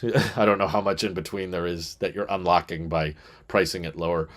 Hasael says, is it possible for Tesla to put 1,000 miles of range in one of the current models? Or is that why Aptera had to go with their design to achieve such numbers? It's really not that hard. It's just not practical. There's a third-party company that just loaded up the trunk of the Model S with a bunch of battery packs, and I think they got it to 700 miles of range on one charge. And if you just filled the frunk and trunk with battery cells, yeah, you could. It's not like a magical question of like, oh, we've just never found a way to do that. No, you can do it. It's just how heavy is it? How expensive is it? Because the battery pack is the most expensive part. So if you're cranking a 200 or 300 kilowatt hour battery pack in a car, it's going to be really expensive, and you're going to eat into the storage space, so it's not as desirable. And most people don't drive that far without stopping anyway. And also, it limits how many vehicles you can build. So it affects your production ramp heavily if every car requires a 200 or 300 kilowatt hour battery pack. That's why GM can only build like, what was it, 2 Hummers a day or 12 or 10 or some very low volume. They can't build that many Hummers a day because there's so many battery cells required for each one. So it's not a question of can it be done, it's should it be done. You could easily get a gas vehicle to go 2,000 miles on a tank, but you notice in the gas vehicle market, we don't talk about range. When you watch commercials for gas cars, they don't talk about what the max range is. They talk about what the fuel economy is, because they know that most people tend to stop after a certain amount of hours, and there's gas stations around, so you can just top off real quick and keep driving. So it makes the vehicle more efficient to not store that much energy all at once. But Aptera's point in doing it was just that with a design that efficient, you can use a relatively small battery pack. 100 kilowatt hours is still pretty big, but it's like it exists. It's a smaller battery pack than what Lucid has, and Lucid's smaller than the Model S. It's the same size battery pack as a Model S or X, which have been around for a long time. And when I asked Aptera about that, they said their mindset was we can use the same amount of energy as the competition and get 1,000 miles out of it. It'd be a different thing if it was like, okay, this is what Lucid does. We can get more range than anybody else with a bigger battery pack than anybody else. It's like, okay, cool, I guess. But then the Hummer came out, so the Hummer's now the biggest battery pack and not that great a range. Different cultures require different methods of transportation. Public transport works better in Europe. It doesn't work as well in American settings. There's a lot of reasons for that. It's partly the way cities are designed, but it's also just the culture. You're right, just how people are. For better, for worse. There's a lot of benefits to it and a lot of downsides to it. Americans like their freedom. Freedom of time, freedom of transport, freedom of where they live, how they live, what they buy, how they eat. That's why we have an obesity problem in the U.S. I've struggled with that myself. I'm not trying to call anyone out. I still am overweight and I'm still struggling with keeping my diet under control. But it's kind of hard when you live in a place with so many great food options. There's so many great restaurants. There's so many great and affordable places to eat great food. So yeah, like the government kind of lets you do what you want to do, and you can eat whatever you want. And there's people that smoke whatever they want and kind of just live to their liking. And a lot of people like that spirit of freedom. That's kind of, the classic America freedom mindset. And because of that freedom, people don't want to have to stick to some bus schedule or some train schedule, or have to stop at specifically marked train stations, and have to get on the bus at this exact time, and have to get onto a crowded bus full of people and sit next to strangers they don't like. No, people want to listen to their music, and they want to ride with their friends and talk about whatever they want to talk about as loud as they want to talk about it, and drive in a vehicle as stupid as it may be. Maybe it's lifted, maybe it's a truck, maybe it's a sedan, maybe it's an SUV. Whatever it is, they just want that control. They want that freedom. That's kind of what the country was founded on. So that's a lot of what the culture is. There's probably a bit less of that freedom and flexibility culture in other places. But yeah, it's Drew be living in the 90s for stating people can smoke wherever they want. I don't think I said wherever they want, but whatever they want is what I meant. Sorry if I misspoke. There's... I personally thought that... I won't get into that. I won't get into the smoking thing, but I'm grateful that we cracked down on secondhand smoke and made it so that people can't smoke cigarettes wherever they want. But there were many decades where people could literally smoke wherever they want. Even on airplanes, people were smoking cigarettes and stuff. It took a lot of legislation and a lot of bills and a lot of time before that wasn't allowed. We kind of grew up in an age where we're used to that now, but it took many decades before that was the norm. To me, the Aptera is not a road trip vehicle. That's crazy. 250-mile version is the only one I'd consider. And that's fine. I'm glad they have that option for you. But personally, it would be an amazing road trip vehicle for me, because half the time I'm driving just me and my wife. And I know a lot of people personally that do a lot of long-distance drives for work, traveling salesmen, or not necessarily salesmen, but like jobs that require you to visit and do pitches or do back and forth to destinations. I could think of several people off the top of my head that do kind of contractor construction jobs that have to drive great distances, and they're not driving with 5 people or 4 people. It's just them, maybe one other guy, but they just need to cover a lot of ground as quick as possible, which is why when we ran community polls on the Aptera, the 1,000 mile range option was actually more popular than the other 600 mile range option. 400 was by far the most common. It was like anytime we did crowdsourced polls on Aptera reservations, it was usually over 50% opted for 400. I guess that's just the sweet spot most people are comfortable with. But after 400, it was like a tie between 250 and 1,000, and then 600 was last. So it feels like there's a bunch of people that are like, I am either good with 400 or I want the most amount of range possible. Like if you offered them a 2,000 mile range Aptera, they would take it. They'd be like, I just want to not think about stopping.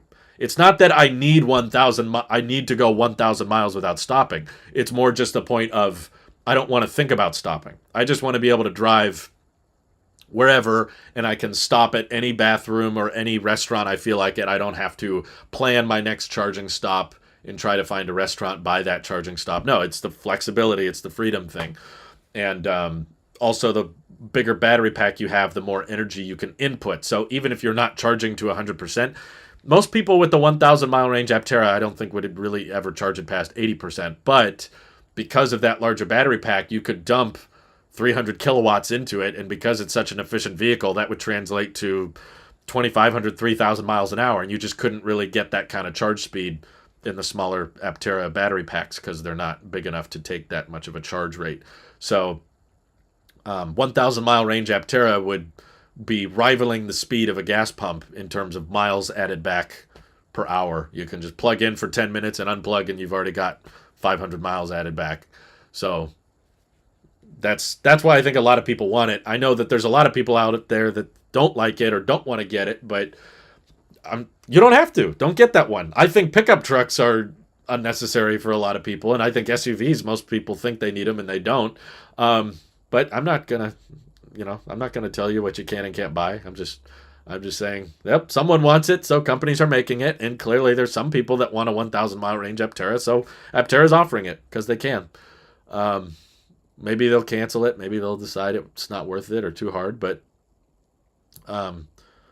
it's up to them. And as of right now, they still plan on making it, and they have different belly pan and suspension designs for that. And I'm in favor of it. If people want it, let them have it. If you don't want it, don't buy it. It's that simple. 1,000 miles is more of a gimmick. A good one, though. Really, reality is 600 miles is as much as people need before they need a bathroom break. Sometimes not even. Another thing to keep in mind is that because the Aptera is such a hyper-efficient vehicle, winter, when you're traveling in heavy rain or super cold environments, the HVAC system is going to take a bigger hit on your range than a typical vehicle. So if you're driving around in the freezing cold, 1,000 miles might turn more into 500 miles or 400 miles, which is still really great because another EV, like a Model S or a Model 3, that might get 200 miles of range in the cold. Or less, maybe, depending on how freezing it is or how bad the snow or rain is. So if you have an Aptera that's still able to get 400 or 500 miles of range, even in harsh weather environments, now you don't have to get out of the vehicle. Now you don't have to stop as frequently in the cold and try to make sure the gas pump is working and try to get the electric charge cable uncracked. That's been a big problem. Did you see during the cold freeze over the central U.S., there's liquid in the charge cables. And when that liquid freezes, it becomes a lot harder to move the cable and plug it in.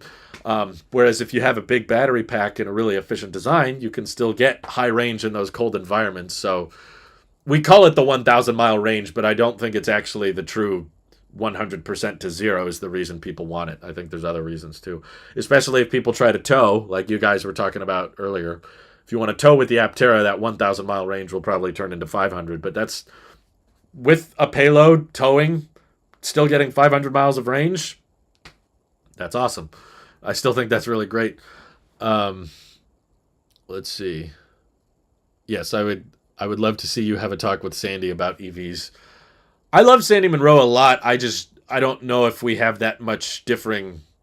I would like to talk to him, to be fair. I would love to collab with him, but I don't know if we don't disagree on very much. So there wouldn't be much to say, I guess. The larger battery pack would diminish the use of the onboard solar as the added weight would reduce the efficiency. Not completely. Aerodynamics play a bigger factor than weight, which is why they've done tests on this. Like if you, the range test video I saw was they did one towing test where it was with a Rivian. They had a trailer on the back with nothing in the trailer. It was completely empty, but it had the big, gate that folds down on the back. That was just a solid piece of wood. Just a giant board. Horrible for aerodynamics. It's basically just like towing a parachute. They did a range test towing that, and then they did a range test with an aerodynamic trailer that's more of like a teardrop shape, but they loaded it up. There's like a 10,000 pound trailer. And even with the weighted trailer that was heavy but aerodynamic, they got better range with the payload than the trailer that had no payload but was horrible for aerodynamics. Like, that's what I think Aptera has opened my mind on a lot, is how crucial aerodynamics are to efficiency and range. So the fact is, the 1,000 mile range Aptera is still the same great aerodynamic shape as the entry-level Aptera. So, yes, it will be heavier, and Chris talked about that in our interview, but the energy density of the battery pack in the 600 and 1,000 mile range Apteras will be higher. They are reportedly using different cells for that one. There was this investor presentation they gave. Aptera Owners Club did a video on it a while back. But yeah, they have some different cell form factor planned that is higher energy dense than the 2170s they're using in the launch edition. So that means that you can get more energy with not too bad of a weight penalty. There will be some weight penalty, but the aero is absolutely a much bigger effect on your efficiency than the weight is. So that's why I don't think the bigger battery pack will. It probably won't quite hit 100 watt hours per mile, but I'm just saying it won't be that far off. It might be 110 watt hours per hour per mile, sorry, or 120 miles per. I keep getting this wrong. It could be 110 or 120 watt hours per mile, but even then, you're still getting 800 miles on a charge or 900 miles on a charge. That's nothing to sneeze at. I don't see anyone else targeting those range numbers.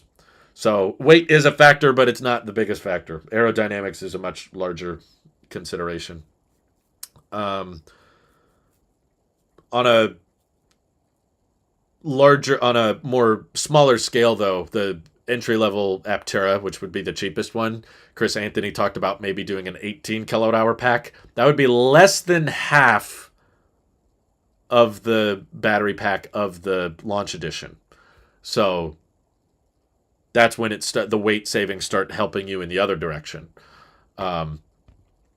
Honestly, based on the interviews I've seen with him, I think the launch edition might actually get a little bit better than 100 watt hours per mile. He said that's their target average for the whole lineup, not just the one trim. So the 40 kilowatt hour should be a lot better than the 100 kilowatt hour as well. So, but still, just imagining a vehicle that efficient with a battery pack that small, that's going to be freaking light. But yeah, I still think that they can find a way to get battery packs of varying capacity like that doesn't result in too huge of a penalty. But I expect the 1,000 mile range to be probably closer to like 2,400, 2,500 pounds. But that's still like almost half the weight of a Model 3. It's still very light, even though it has a much bigger battery pack. Are you now closer with Aptera people now? You can ask for a GD first impressions of the Delta model in pre-production. We, as a channel, are a great supporter of them, and I'm sure they'll easily agree. Yeah, we've talked about, I don't have dates yet, but after we did the interview, they said that their Gamma prototype would be coming back to the U.S. At the end of March.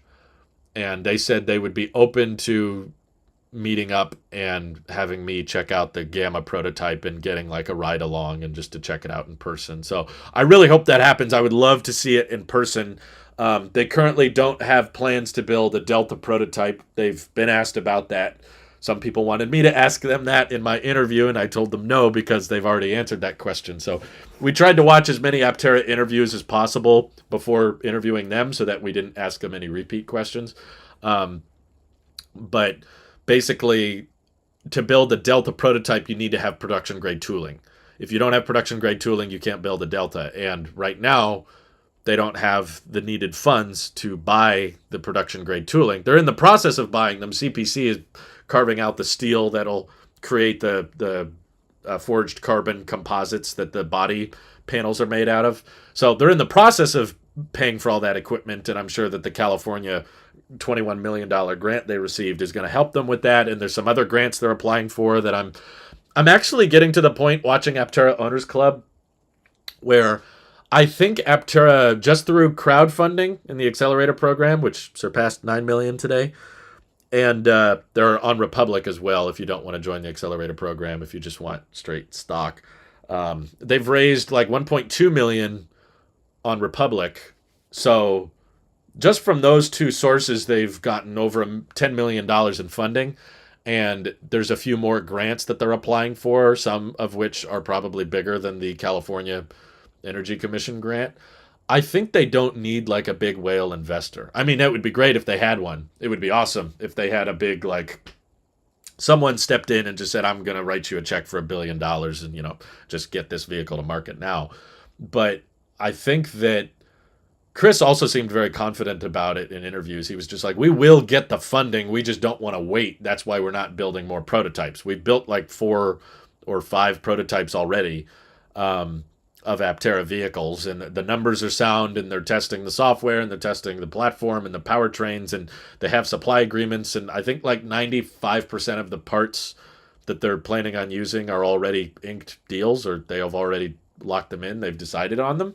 It's just they didn't want to have to wait around for government grants to pay for their production tooling. That's why they launched the accelerator program, because it's to accelerate. It's not like make the vehicle possible.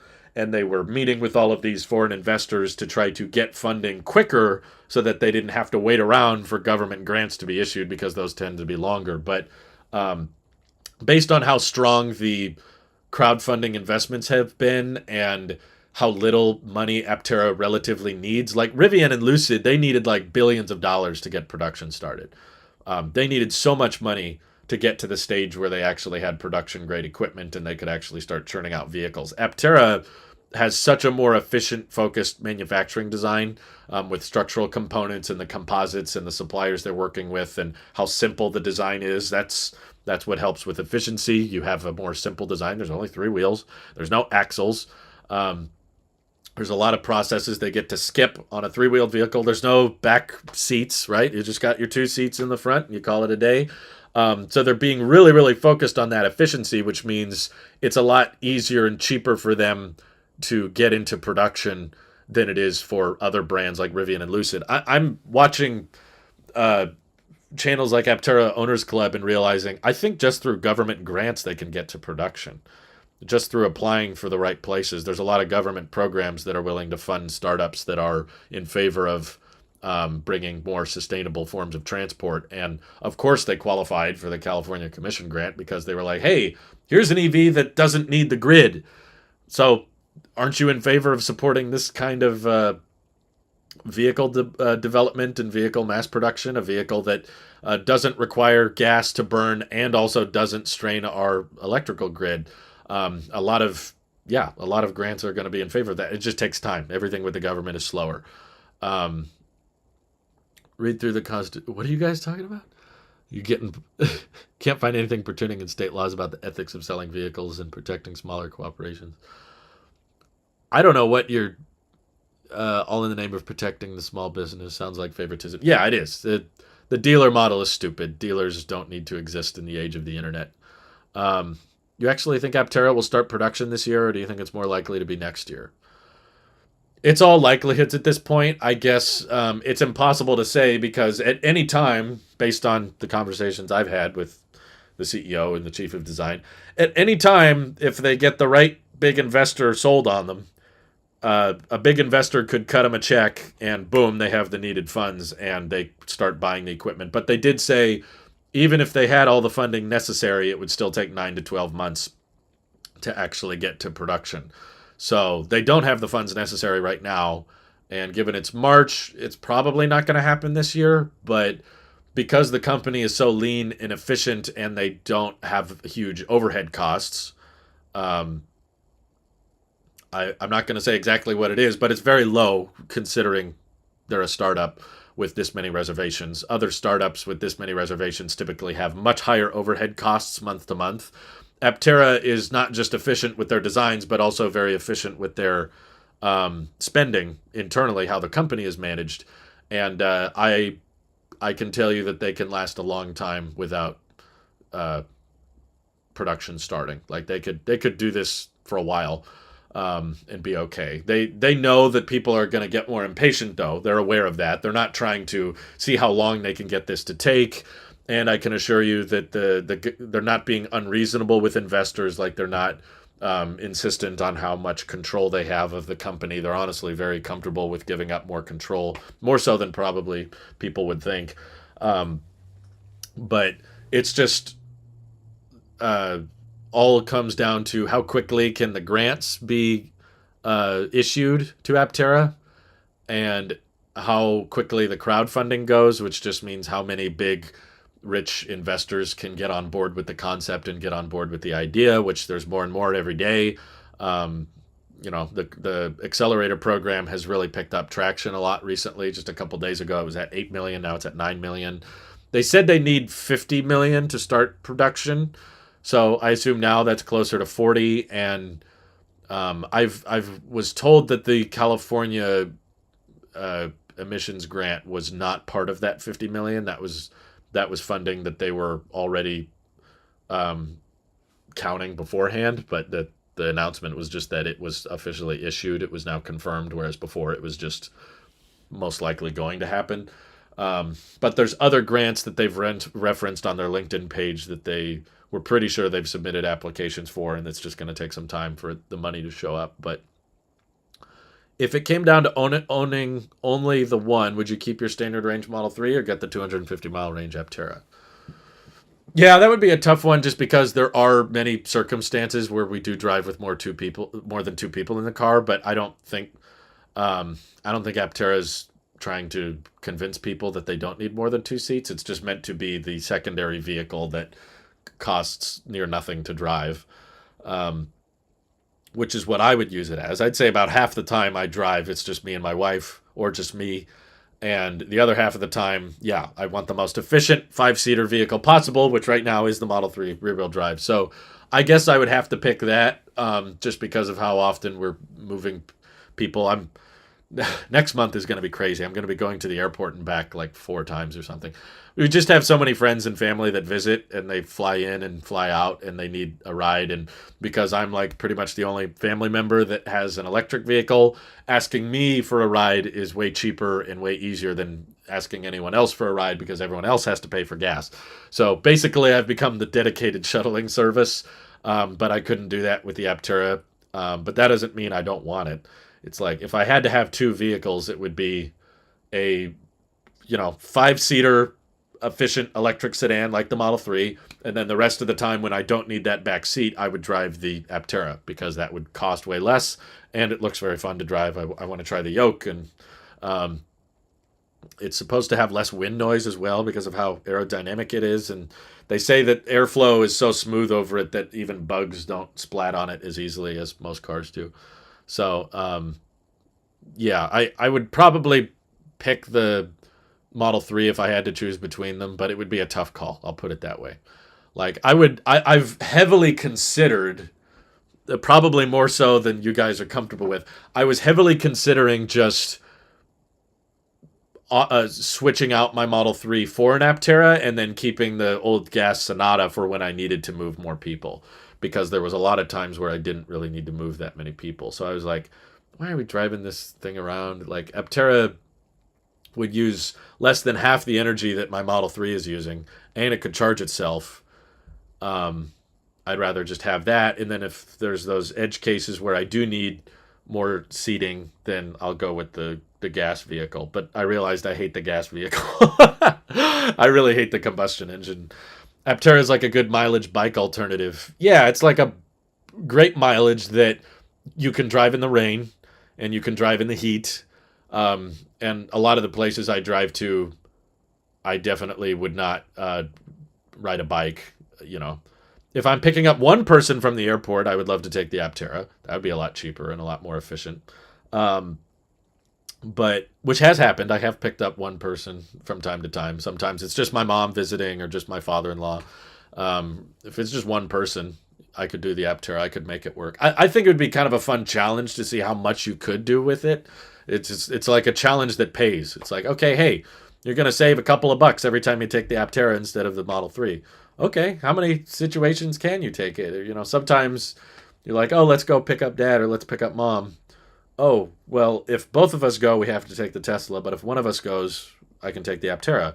Okay, maybe I'll just hang back and we'll save a couple of bucks, that kind of thing. I like challenging yourselves to, can you live with less? Can you get by with less? And that enables you to save money, and it's probably better on the environment. So that's, I think, why I'm so obsessed with the Aptera. I'm sorry if you hate them. My goal, if you've been following my Twitter, my goal most recently has basically just been to convince all of the people that don't like Aptera to stop watching my videos. If you're not interested in the Aptera, or if you don't think the Aptera is cool, I'd rather you just not watch me. There's other channels that will just feed you all of the Tesla bull, Kool-Aid as much as you want. Robo-taxis, they're the future. Oh my God. $25,000 car. It's totally coming. It's going to happen. Okay, you've got 50 channels all telling you that. I want to be known as the efficiency guy, not the full self-driving guy, not the Tesla can do no wrong guy. There's a lot of things Tesla has done that annoy me and frustrate me, but I appreciate a lot of Tesla because Tesla tends to have the most efficient designs that are available. Tesla made the most efficient vehicle that exists.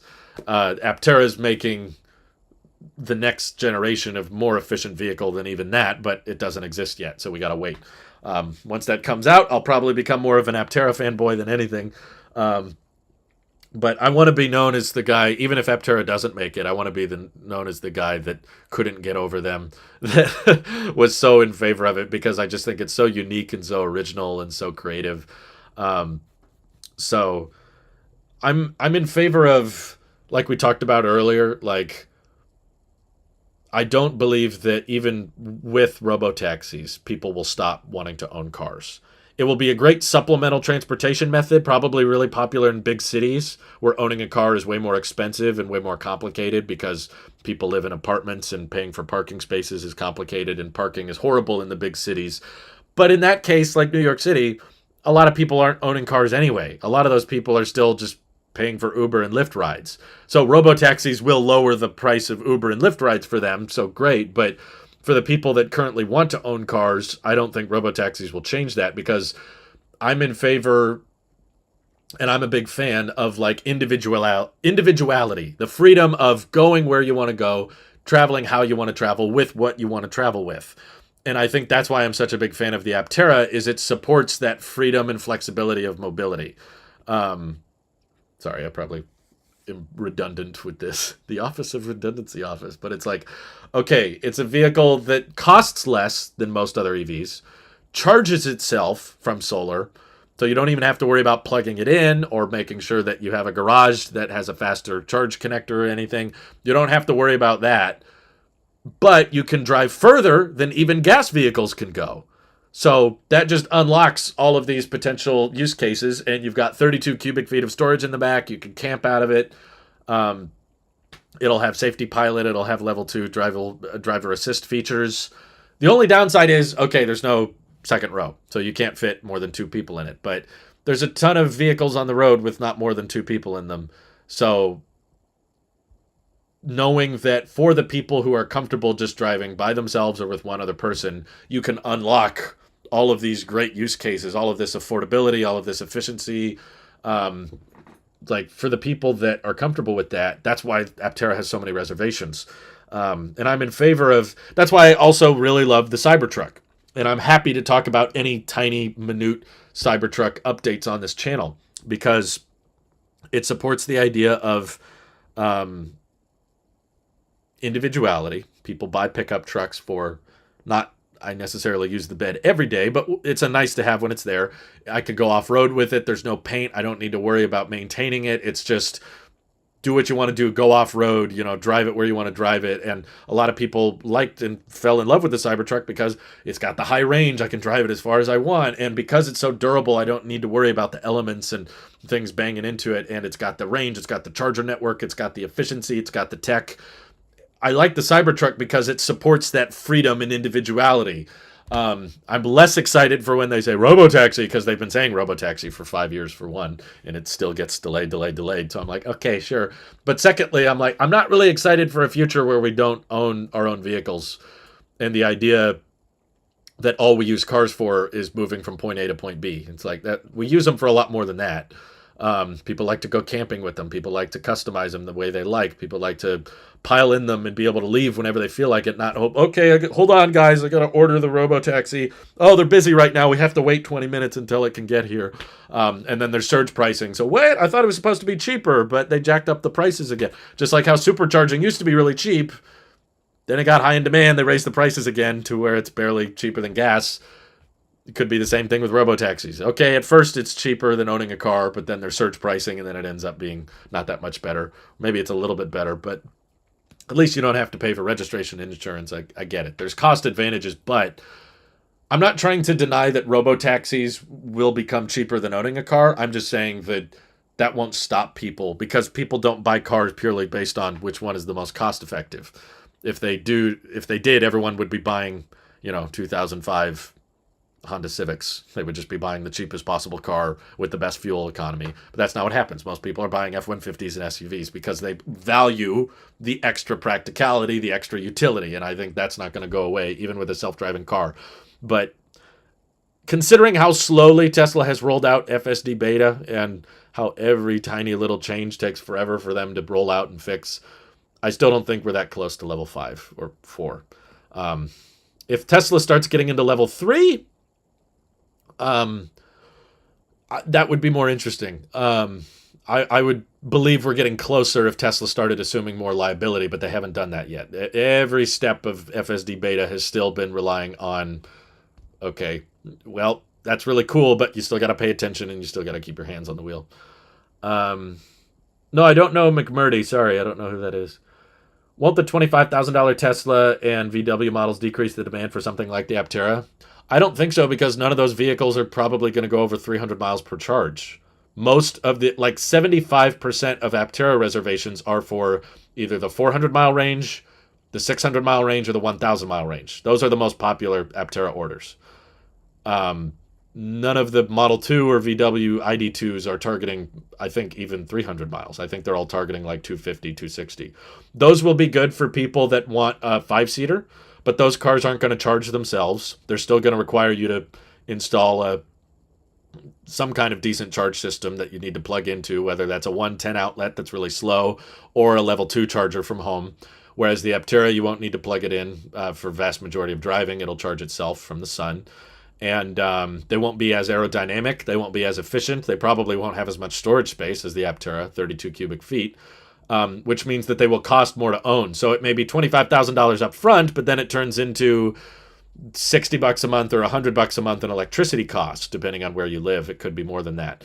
Whereas the Aptera, no matter where you are in the world, as long as it's got sunlight, you're talking next to nothing to maintain it. So sure, there may be some overlap with the entry-level Aptera, but I don't think Tesla personally is going to hit the $25,000 mark for the same reason that Tesla barely hit the $35,000 mark. When they unveiled the Model 3, they said it would start at $35K, and they had a $35K model for like a couple months, and then they got rid of it. And now the Model 3 starts at $43,000. But people go, well, you factor in the tax credit. Okay, factor in the tax credit to the $25,000 car, and it's actually a $32,000 car. And Giga Mexico is probably what's going to build the 25K car. That won't be 25K. And that's going to prioritize Latin America. Like we said, that's what Dave Lee told us. It's prioritizing Mexico, Brazil, Venezuela, Chile. Aptera is not really... I mean, Aptera wants to target everybody, but the $25,000 compact car I don't think is going to primarily sell in the U.S. I don't think that's going to be their main focus here. The best-selling vehicles in the U.S. are pickup trucks and SUVs, so for Tesla, that's going to be Cybertruck, Model Y. That covers the vast majority of the U.S. market, and some sedans in there. Smaller-size compacts don't sell at super high volume in the U.S., so I feel like Aptera is going for kind of a different market. Getting ready for college and really want to purchase a base Aptera. I really don't want to have my money drained by driving an old ICE Relic. I'm with you there. Did Chris ever say anything about your video on Apple buying Aptera? No comment. No, not really. Why does Tesla care so much about having 200 max speed or 0 to 60 in 199? You're going to get a ticket or hurt someone. They should focus on range, which could always be handy. I'm with you there, Jasmine. I don't think performance needs to matter, but Elon and Tesla as a whole has this thing about trying to prove to people that electric cars are better than gas vehicles in every way, and that includes proving to everybody that electric cars are the fastest cars on the road with high top speed. And there's performance junkies that are really into Tesla because they started with more roadster-like performance-oriented vehicles. And because the electric powertrain doesn't have gears and a transmission, it's able to achieve speed and performance that gas vehicles never could. So I guess that excites them, and that is good PR, and it's cool for the performance market. But I agree. I don't think it's that important. I don't think they need to focus too much on that. I would much rather them focus on more efficient designs, and that's why I'm such an Aptera fanboy, is because I think the efficiency and the range is more crucial than the acceleration. The acceleration is kind of a nice side effect of switching to electric vehicles to me. It's a nice side effect because when you don't have a transmission, and just electric powertrains can output power much quicker than gas vehicles can, regardless of if it's a performance-oriented vehicle. Like my Model 3 is the slowest Tesla they make, and it still goes crazy fast. I leave it on chill mode all the time because I tried accelerating on an on-ramp once with my Model 3 out of chill mode, just on standard acceleration. It's still way faster than I'm comfortable going. I don't like roller coasters. I don't like that kind of acceleration. Neither does my wife. So we don't care about that stuff. I'm all about like what's going to make my tires last longer, what's more efficient. I'm going for like what's the most cost effective, and 5.8 seconds 0 to 60 is still plenty fast for me. But it's actually that version, the latest motor that they put in the rear-wheel drive Model Y, 3, is actually a bit slower than the last version, but it results in better range, and I was happy about that. Before, the first LFP Model 3 had like a 260-mile range, but it was a 0 to 60 time of 5.4 seconds. And then they put in this different motor that's a 5.8 second 0 to 60, but the range improved by 10 miles, so it's 270 instead of 260. And I was like, done. I would have kept going with that if possible. If I could get 280 miles of range with a 0 to 60 of 7 seconds, I would have done that. Because performance is just not that important to me. But it's important for some, and I guess Tesla wants to be a desirable luxury brand or whatever. So they love it, so they do it. You know, some people like it. All the better to them. I'm happy for you guys if you love that performance. It's insane. Personally, having been in several Teslas that go faster than mine, I don't think there's a huge difference, personally. Like, I've been in a car that did 0 to 60 in 4.8 seconds, and then I went in, that was Mike's car, and then I went in Randy's car, which did 0 to 60 in 4.4 seconds, and also I I got to test drive a dual-motor long-range Model 3 in Washington when I was out of state, and I floored it just for the sake of showing my friends how fast it is, because my brother-in-law in the car was more of a performance guy than I was. So I said, okay, I'll show you how fast it is. And we did it, and it made me uncomfortable, and I couldn't tell a huge difference. I feel like when your face is thrown back like that and your body is just jumped to the chair and you feel that inertia, you're not counting 0.1, 0.2, 0.5 seconds. You're not doing that kind of thing. So it's all just number crunching to me when you start getting into comparing, oh, this one does it in 2.1 seconds. Oh, this one did it in 1.8 seconds. I'm like, you don't notice that. You're just measuring like a stopwatch in your car that's measuring those accelerations. You're not actually like feeling the difference, in my opinion. People probably claim they are. They're like, oh, I can feel it. But I think it's because they know they plugged in. This is the Plaid. If you put them in two different Model S's and you didn't tell them which was which, I doubt that many people could tell the difference. It's all, at least to me, it's like, okay, I'm scared, I'm uncomfortable, please stop.